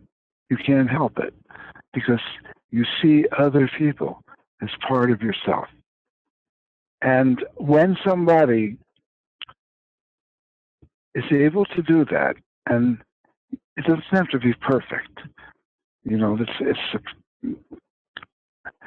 Carla Ruckert would say 51% service to others, just slightly more than half, gives you the opportunity to graduate this realm. And that's the essence of the Christ consciousness, the oneness that connects us all. Does that make sense, Alfred? Yes, it does. Now, how does that connect to the whole persona of the second coming, Jesus of Nazareth, the Urantia? Well, all of these kind of cosmologies that are around the persona of Jesus. Have you thought about that? Or is it evident? You know, there's a lot I can say, okay, about a lot of it. And people have to, okay, let's talk about the second coming, all right? Both Carla Ruckert and David Wilcock say, their sources say, that Jesus is not coming back in a body. That this is the period where the Christ energy will be available to people through their own energetic systems. And that it's the rebirth, here we go, rebirth of the Christ within us all. Oh, that doesn't mean everybody, it means those people that would choose it, that would open up to it, okay? And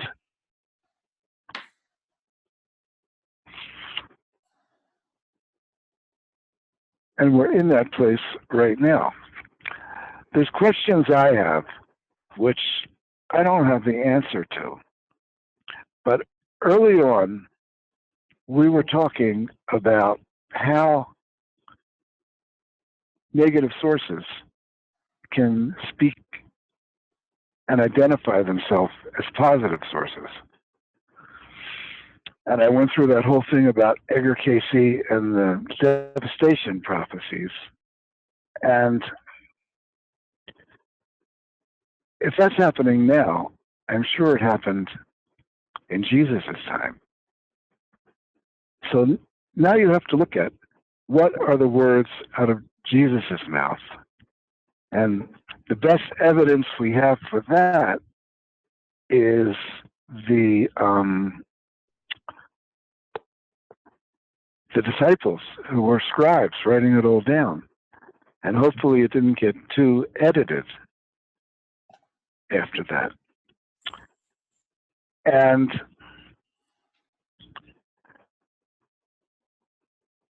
there were times when people got a revelation and they said it was Jesus.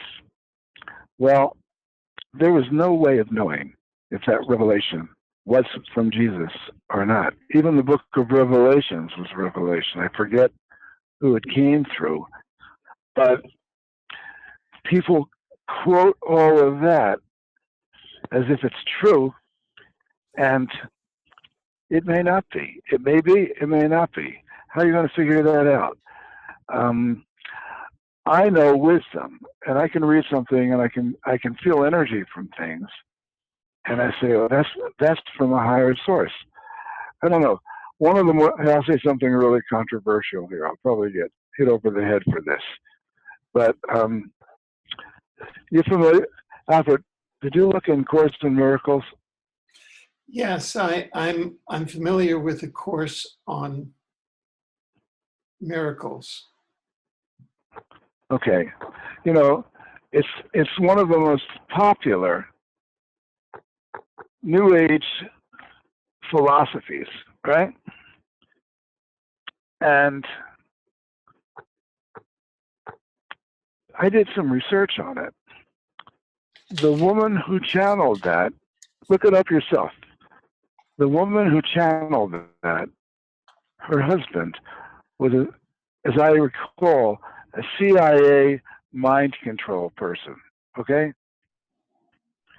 That was experimenting with projecting voices into people's heads. Look it up.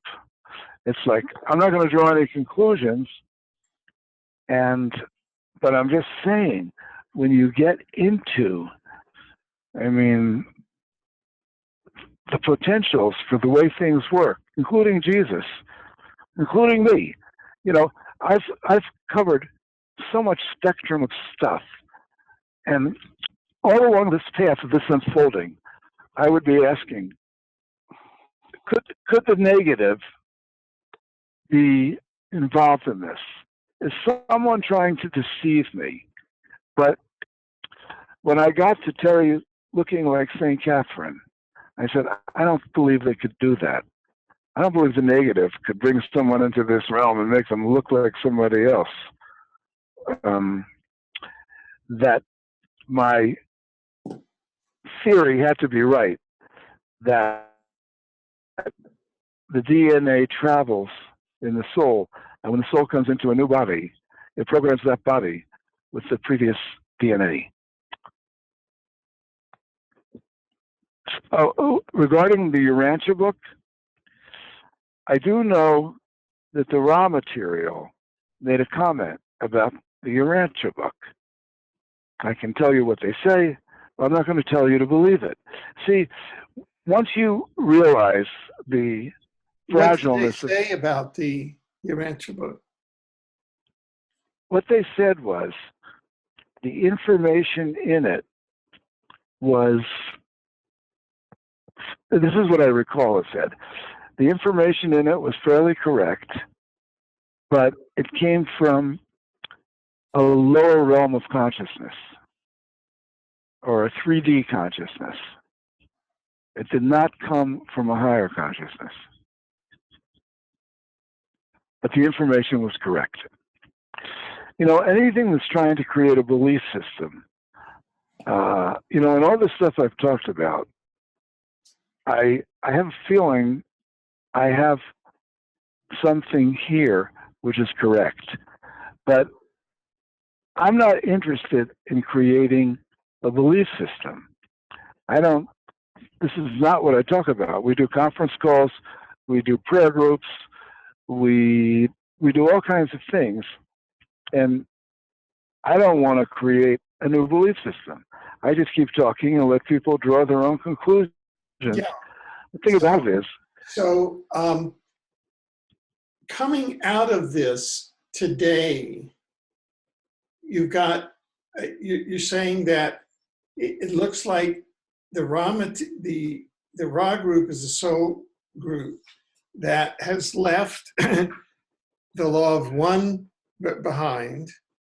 It looks like it was the energy behind. no, they're still holding the energy for the law of one. Yeah, They're here right now. Yeah, yeah. They are here right now.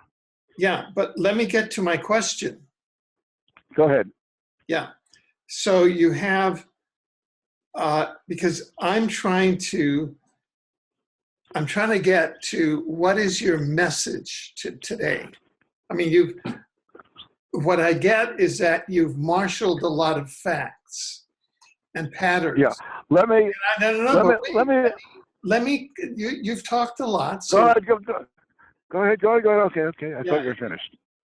So and I'm just trying to noodle here, just, and so it is your message that we have the Ra group, they've come through with Jesus, they've come through with Edgar Cayce and with David Wilcock. So we all should take a second look at Edgar Cayce and a second look at David Wilcock of a positive nature. And we should take a second look at the Ra group and at the law of one. And that what you're saying is that those of us who have not spent deep time with the law of one perhaps should go circle around and start spending time internalizing the law of one. Is that one of the conclusions that you're saying here? Or what is it that you're trying to say of an evolutionary sense? Okay. Let me answer it in the way that comes forward to me. I have learned that there is something which I call blending. In this law of one paradigm, in this idea that we're all part of each other, we have the ability to connect with these group souls. They are energies that we can feel. And they have a prerequisite of asking for their help.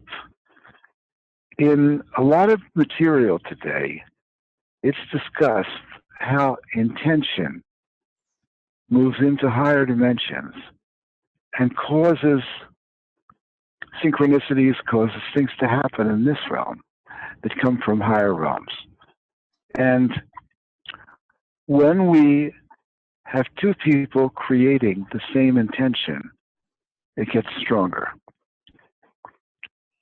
These group souls are able to add to your energy, add to our energy, and help to assist things to happen that wouldn't happen otherwise. The way they describe it is, the way the Elohim describes it, it's like riding a bicycle. And when you pedal the bicycle, you have the chain going to the rear wheel, which causes the rear wheel to spin faster. The Elohim say they're like the chain in the rear wheel. We have to create the initial momentum by turning the pedals with our legs, but then they amplify the motion. This is the essence of how prayer works. I don't use the word prayer because it's people usually identify that with religion, but it's the same thing, same idea. That's why we do this planetary healing session every single day. And I invite everyone who's on this call to please listen in on our conference line. It's from 7 to 8 every day. And I think I gave Pacific or Central Pacific. Yeah, sometimes it's shorter, but I get so many emails from people who tell me they can feel energy over the line. Sometimes explosive. No, I shouldn't use the word explosive, but radiant. I mean, they get dizzy from it. I have given talks. The very first time I gave a talk on the reincarnation of Edgar Cayce in San Diego in 2004, while I was talking, I could see all this energy in the room. And I could see it around people's heads. And when my talk was over, people were rushing out of the room, and Terry was there. And yeah, Terry, this is a good excuse. Here.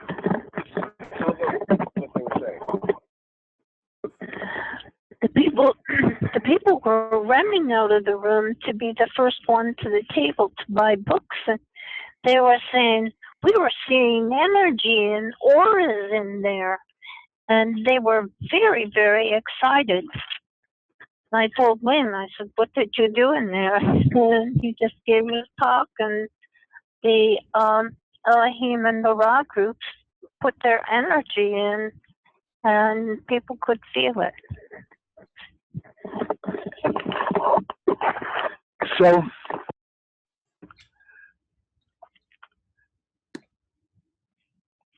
this is probably one of the most important aspects of these connections, because it explains why prayers work.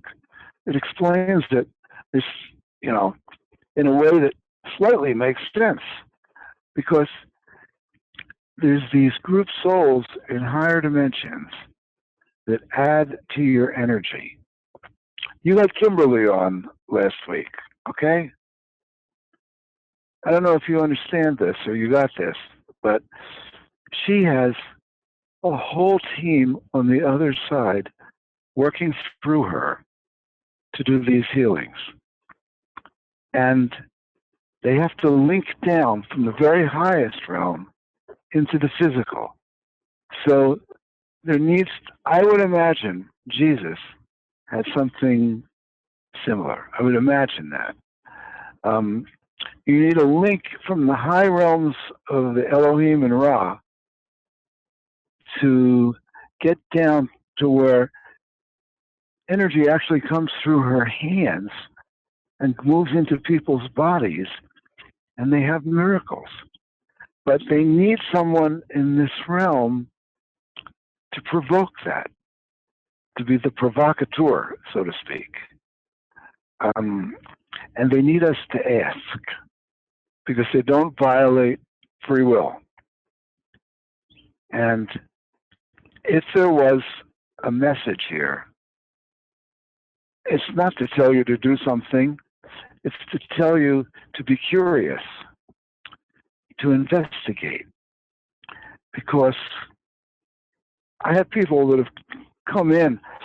When I started to gather the mechanics of how this worked, I started doing conference calls.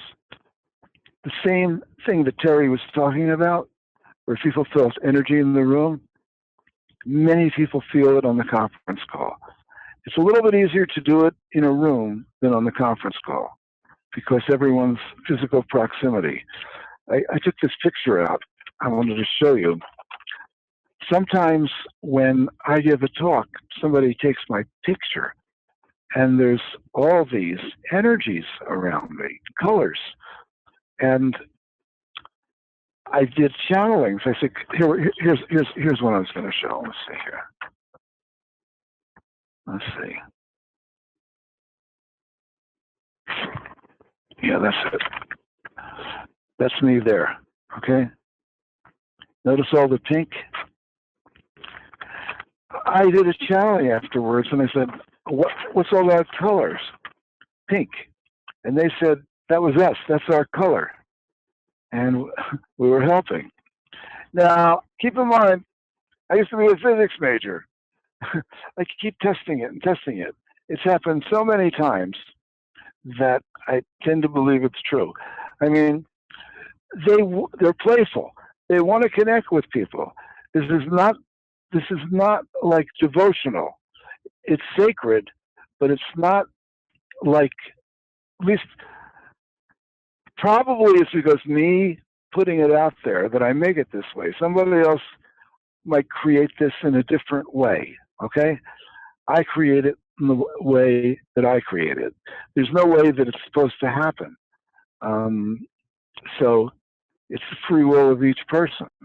But if I screw up, they'll stop working with me, okay? They'll stop connecting with my work. So far, they like me. They like that I can communicate things. They like that I'm willing to stick my neck out and talk about it. They love Terry.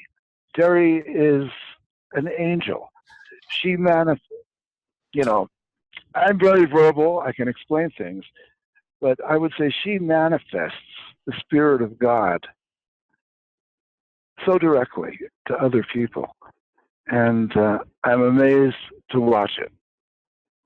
So, yeah. Let me ask you questions just to really, and I'm not trying to get into duality or competition. I just really want to understand, because we have David Wilcock. Now, he is sort of branched off from the Ra group and has gone into, morphed around into the Blue Avians with Corey Good, where it's the Blue Avians and the kind of sphere alliance, and it's much more exopolitical. It's a sphere alliance and the Blue Avians. Right. But however, right. Let me get to the question. Okay, I'm sorry. Go. I'm sorry. Yeah, because I want to mention something, because Corey Good says that in his My Lab, that in the Sphere Alliance they use the law of one. That the law of one is what applies in the Sphere Alliance, and so then now David Wilcock and Corey Good are in the Sphere Alliance, and the AI, IBM Watson, the AI from 2026, and Kosaluch says that Corey Good was elected the president of the Sphere Alliance. I don't know whether that's true or not, but there are all these wild kind of rumors happening in this sort of realm of, I have no idea, because I don't have any data from that realm. So have you extended your studies about the Ra group and that super soul into that realm of Corey Good and David Wilcock and the Sphere Alliance and all these? Are they dealing with the same soul, oversoul, and is that who the Blue Avians are dealing with and all of that? All I can say is I don't believe so, okay? I have no evidence for it.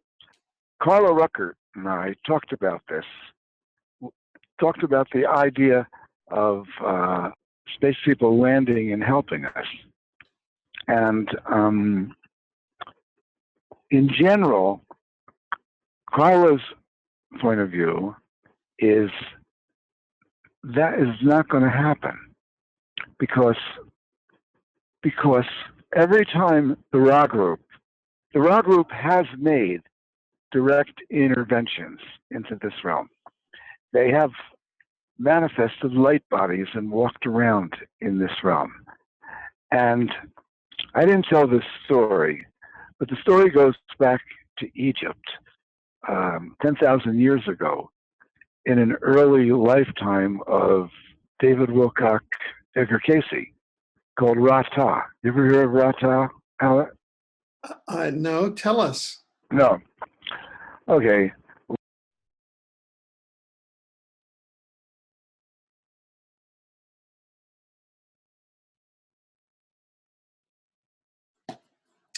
Your microphone is now, here, let me unmute you. Hello, can you hear me? Yeah, I can hear you now. Am I coming through? Yeah, you are now. You are now. Start over. Okay, our phone line disconnected here. Okay. Yeah. But you're coming through now, so you can start over. Okay. All right. 10,000 BC, Atlantis was going down. According to Edgar Cayce, there was two groups in Atlantis. There were the children of the law of Belial. The children of the law of one, obviously it's the Ra group, but I asked the question to my sources and they said it was the Ra group as well. And Cayce, or Ra-Ta, was in Egypt, and the children of the law of one were getting messages to go to Egypt, and they went to Egypt before Atlantis went down. Many of them were saving themselves, okay?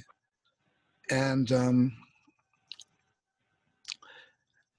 at the time, according to the Edgar Cayce readings, this is one of the things that initially hooked me to write this book.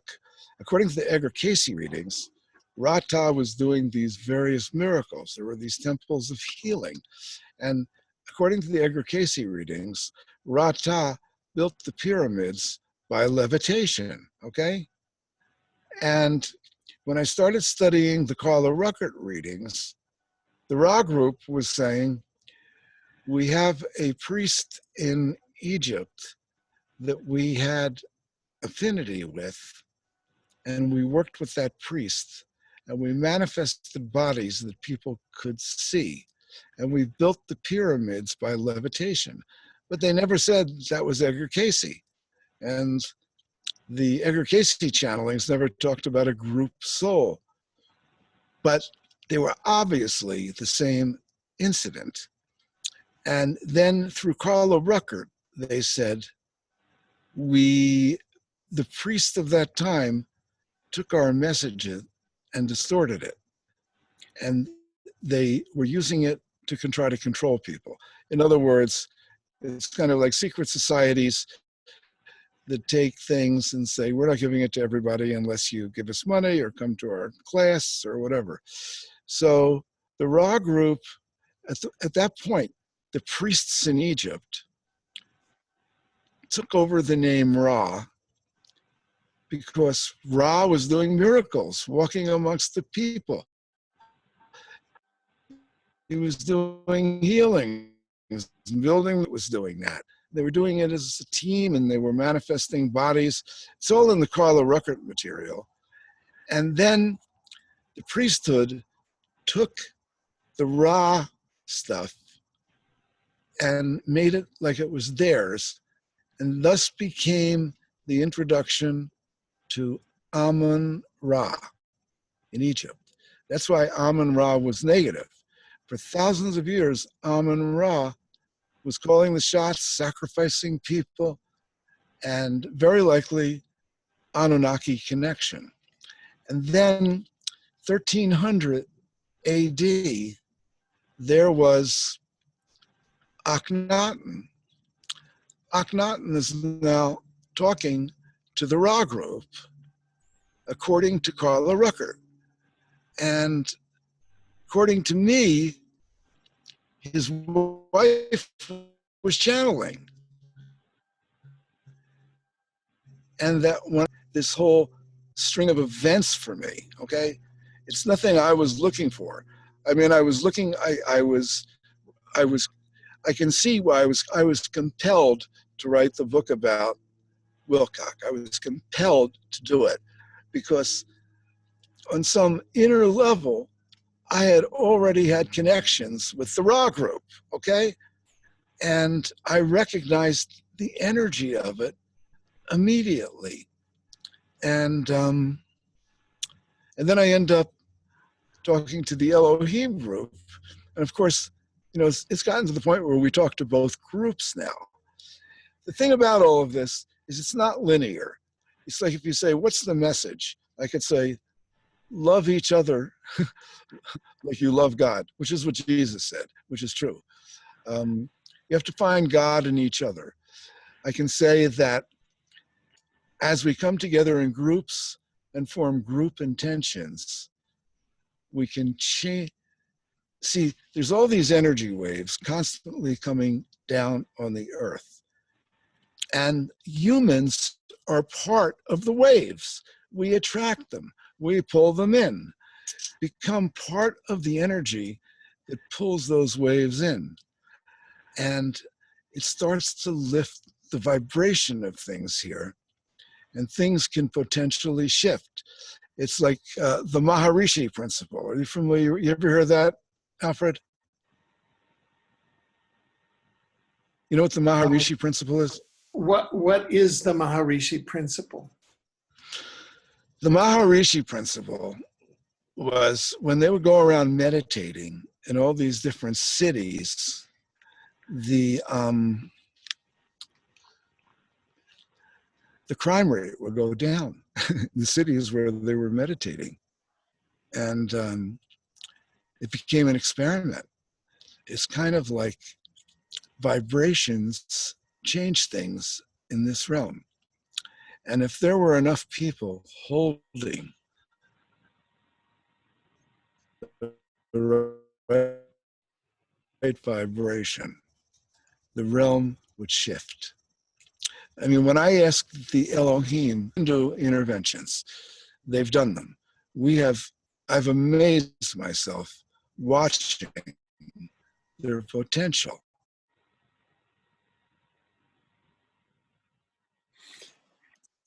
For example, the radiation from Fukushima. At one point, I said, can you help reduce that radiation? And they said, we could, and in fact, we already are to some extent. But your people have not learned the lesson. They pay no attention to the dangers of nuclear power plants. What good is it to fix something if they just keep repeating the same pattern? And they call it gross repeating patterns. So there's areas where they've done miraculous interventions, and there's other areas where they don't. And I'm giving you the idea. Terry could probably talk about it. She negotiates with them all the time.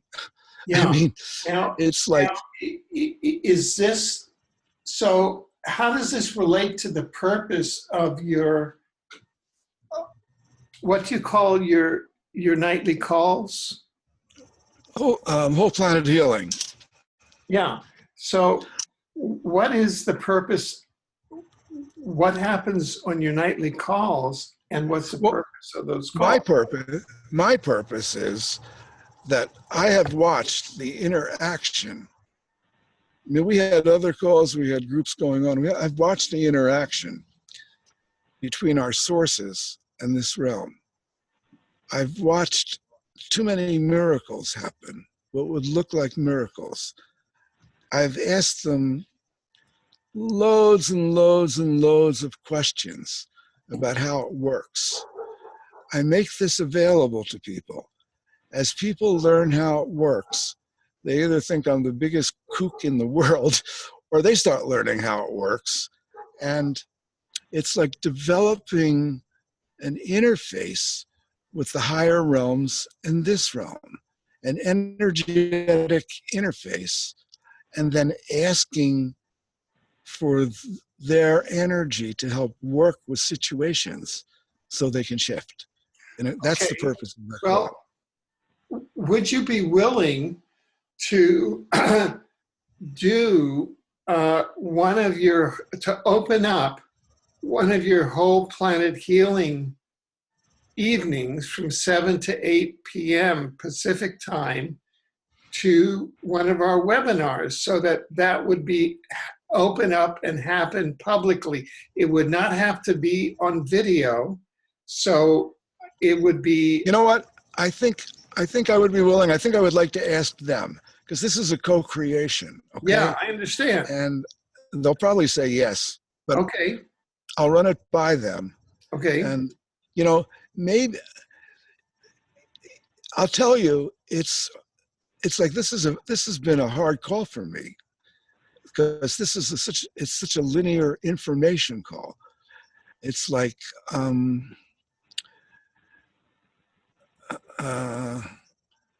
maybe we'll ask them. Excuse me. Let me just, don't forget this. Yeah, go ahead. Maybe we'll ask them if they would like to address the group that listens to you. Okay. Yeah. Because and let people ask them questions. Okay. Great. I think that but I'll ask them would be if wonderful. they like that idea. Okay. Great. And then after we do a call like that, it might be more appropriate to then do one of these whole planet healing calls live. Okay. Yeah. Yeah. And that way it kind of tunes you and the show. In fact, you should come up with some questions. Okay. Just, we don't have to do it publicly. Ask some questions for yourself. And yeah, but when you say to ask them, you mean to ask it through Terry? Is that what you're saying? Yeah. Yeah. Well, so why don't we?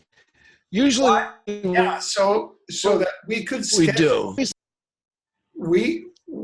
We could schedule a future show in which the show is an interactive show.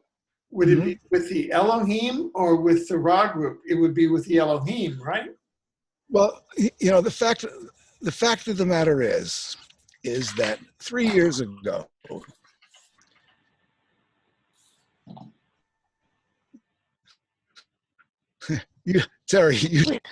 we were doing a show in the middle of the night where it was a call for peace, and they asked the Elohim to say something.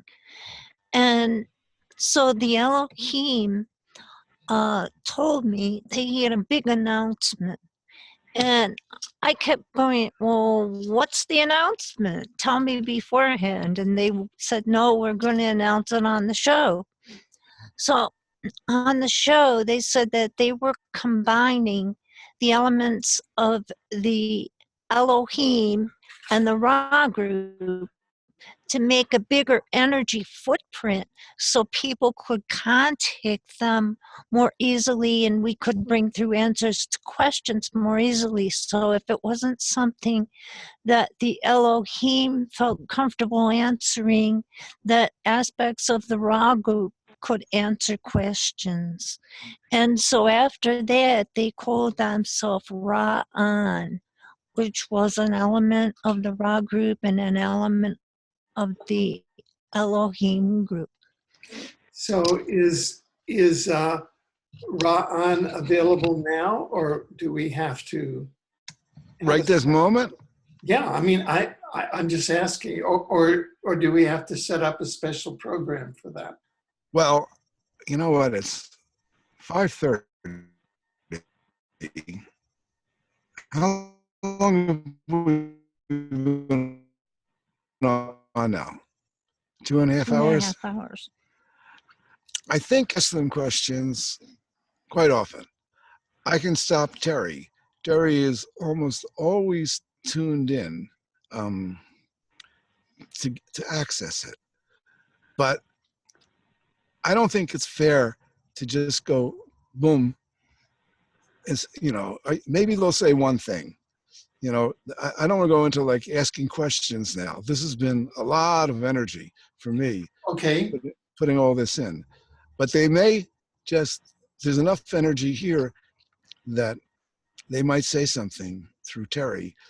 I'll ask her. Okay. Yeah? Okay. And I mean, this is a big deal, Alfred. Okay. Hang on. Let me wait a second. Let me get Terry in better view here. We're doing the same thing we did last time. We're outside and it's getting dark. And yeah.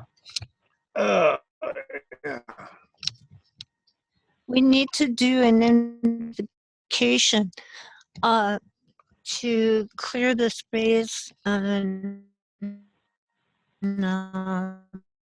bring in a safe space.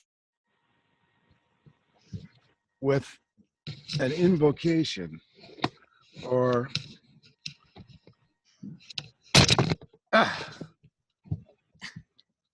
get back here, you. All right.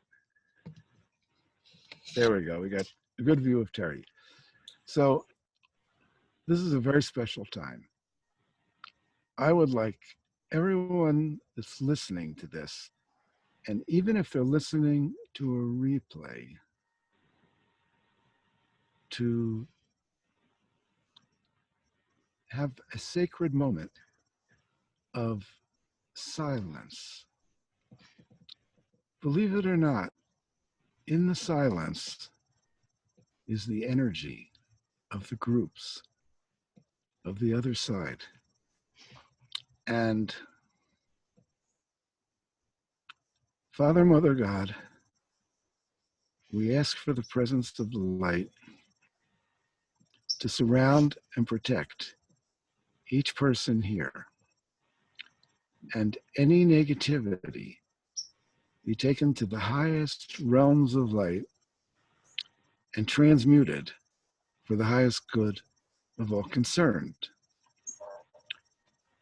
We see ourselves in the flow of energy radiating from the center of the universe, through the galaxies, through the Milky Way, through the solar system, through the outer energy fields of planet Earth, through our bodies, and into the center of the Earth. And right now, we invoke a group energy connection while maintaining the sovereign integrity of our souls. And we invite those sources that are positive, service to others, honoring the law of one,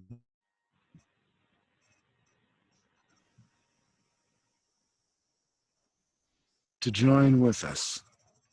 And we create or protect that nature must leave now. This is coming on to Christmas 2017. We have many people that will be listening to this message. Do we have our sources present? Yes, we greet you in the love light of the one infinite creator. We are delighted to be with you and to make contact. We are an aspect of the Elohim group and an aspect of the Ra group that has combined to meet with you, to be with you. We do not come through phone line, through the computer or not you listen to a replay or are listening on the original broadcast. We do not come through the elect you for each and every one of you when you come with questions or with desires and hopes for a better future for the highest good. We wanted to tell you a little bit of, we are available on the Whole Planet Healing. On Sunday, we do a channeling. We are with the group on Whole Planet Healing. However, we do not usually channel on that. On the spiritchannel.net, we have thousands of broadcasts that we have done. And we invite you to listen to the spiritchannel.net and to listen. We invite you to be with us on Wednesday when we answer questions that you may have to the best of our ability to assist where we can when it is in the highest good. And again, we come directly to you. And so the image on the screen of Terry is not us. We do not have a physical body. And when we interface with you and with the physical realm, our color is light pink. We can see you when you pray because you have a light. You may not see the light or know that you have a light, but you emanate a light when you pray. Thank you. Thank you, Alfred, for allowing us this opportunity to be with everyone here. Okay. Thank you, Alfred.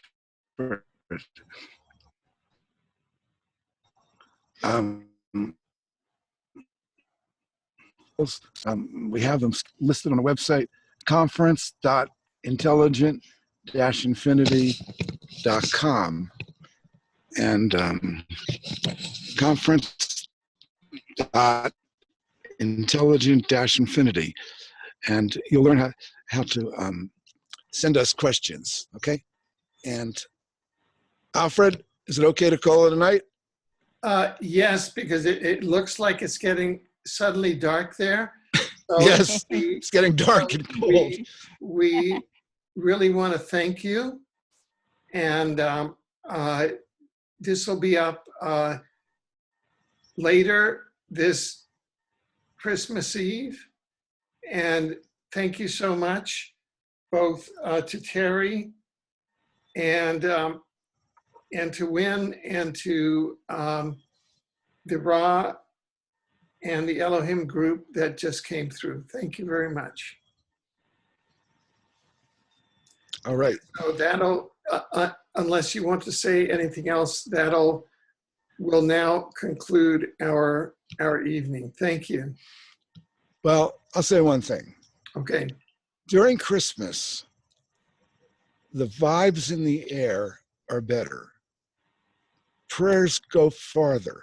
Everyone is in a better mood. The Christ consciousness is more operative in this day and tomorrow. And take advantage of it. Put your prayers out. Put your desires out. Shut your eyes and release the energy. It comes out the top of your head. People feel the energy in their crown chakras. On our calls, we'll be doing one tonight. I think Alfred put the number up. If you want to join, please do. You can see how we do it. Now, could I ask you, tonight is Sunday, December 24th. next Wednesday. People ask questions. Yeah. Now, next Wednesday is, excuse me, next Wednesday is December 27th. Mm-hmm. What time does that start? It starts at 6 o'clock Pacific, 6 to 7. Okay, 6 to 7. Would you be open to our having a? Would we like to broadcast it? Yeah.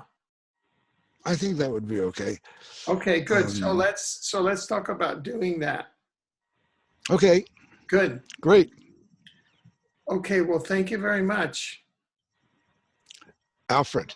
Yeah. Thank you so much for dedicating yourself to this and getting important things out to people. Excellent. And on that note, I love you. I love everyone that's listening. I'm sorry, this was a tedious call to do for me. Well, you certainly got. I enjoyed doing it, but you got a lot of information and insight out that is yeah. extraordinary. So thank you for doing that. And this. I hope people read the reincarnation. Read the reincarnation of Edgar Cayce, because everybody knows who David Wilcock. Yeah. But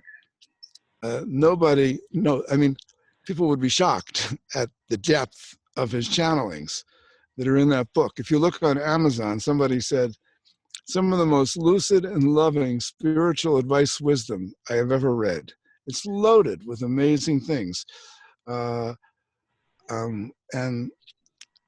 I think what David's doing now, I am not going to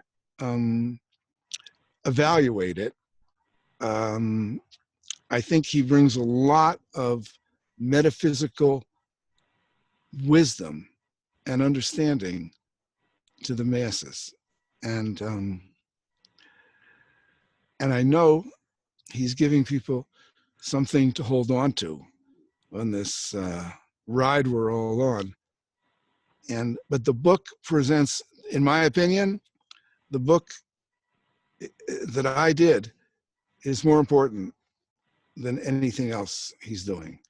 Because if all my premises are correct, and that book is a message from the same source that spoke to Jesus, and you owe it to yourself to read it. Read all my materials. The Man Who Walked with Jesus, Matthew's, and there's an energy that goes with all the stuff I'm doing.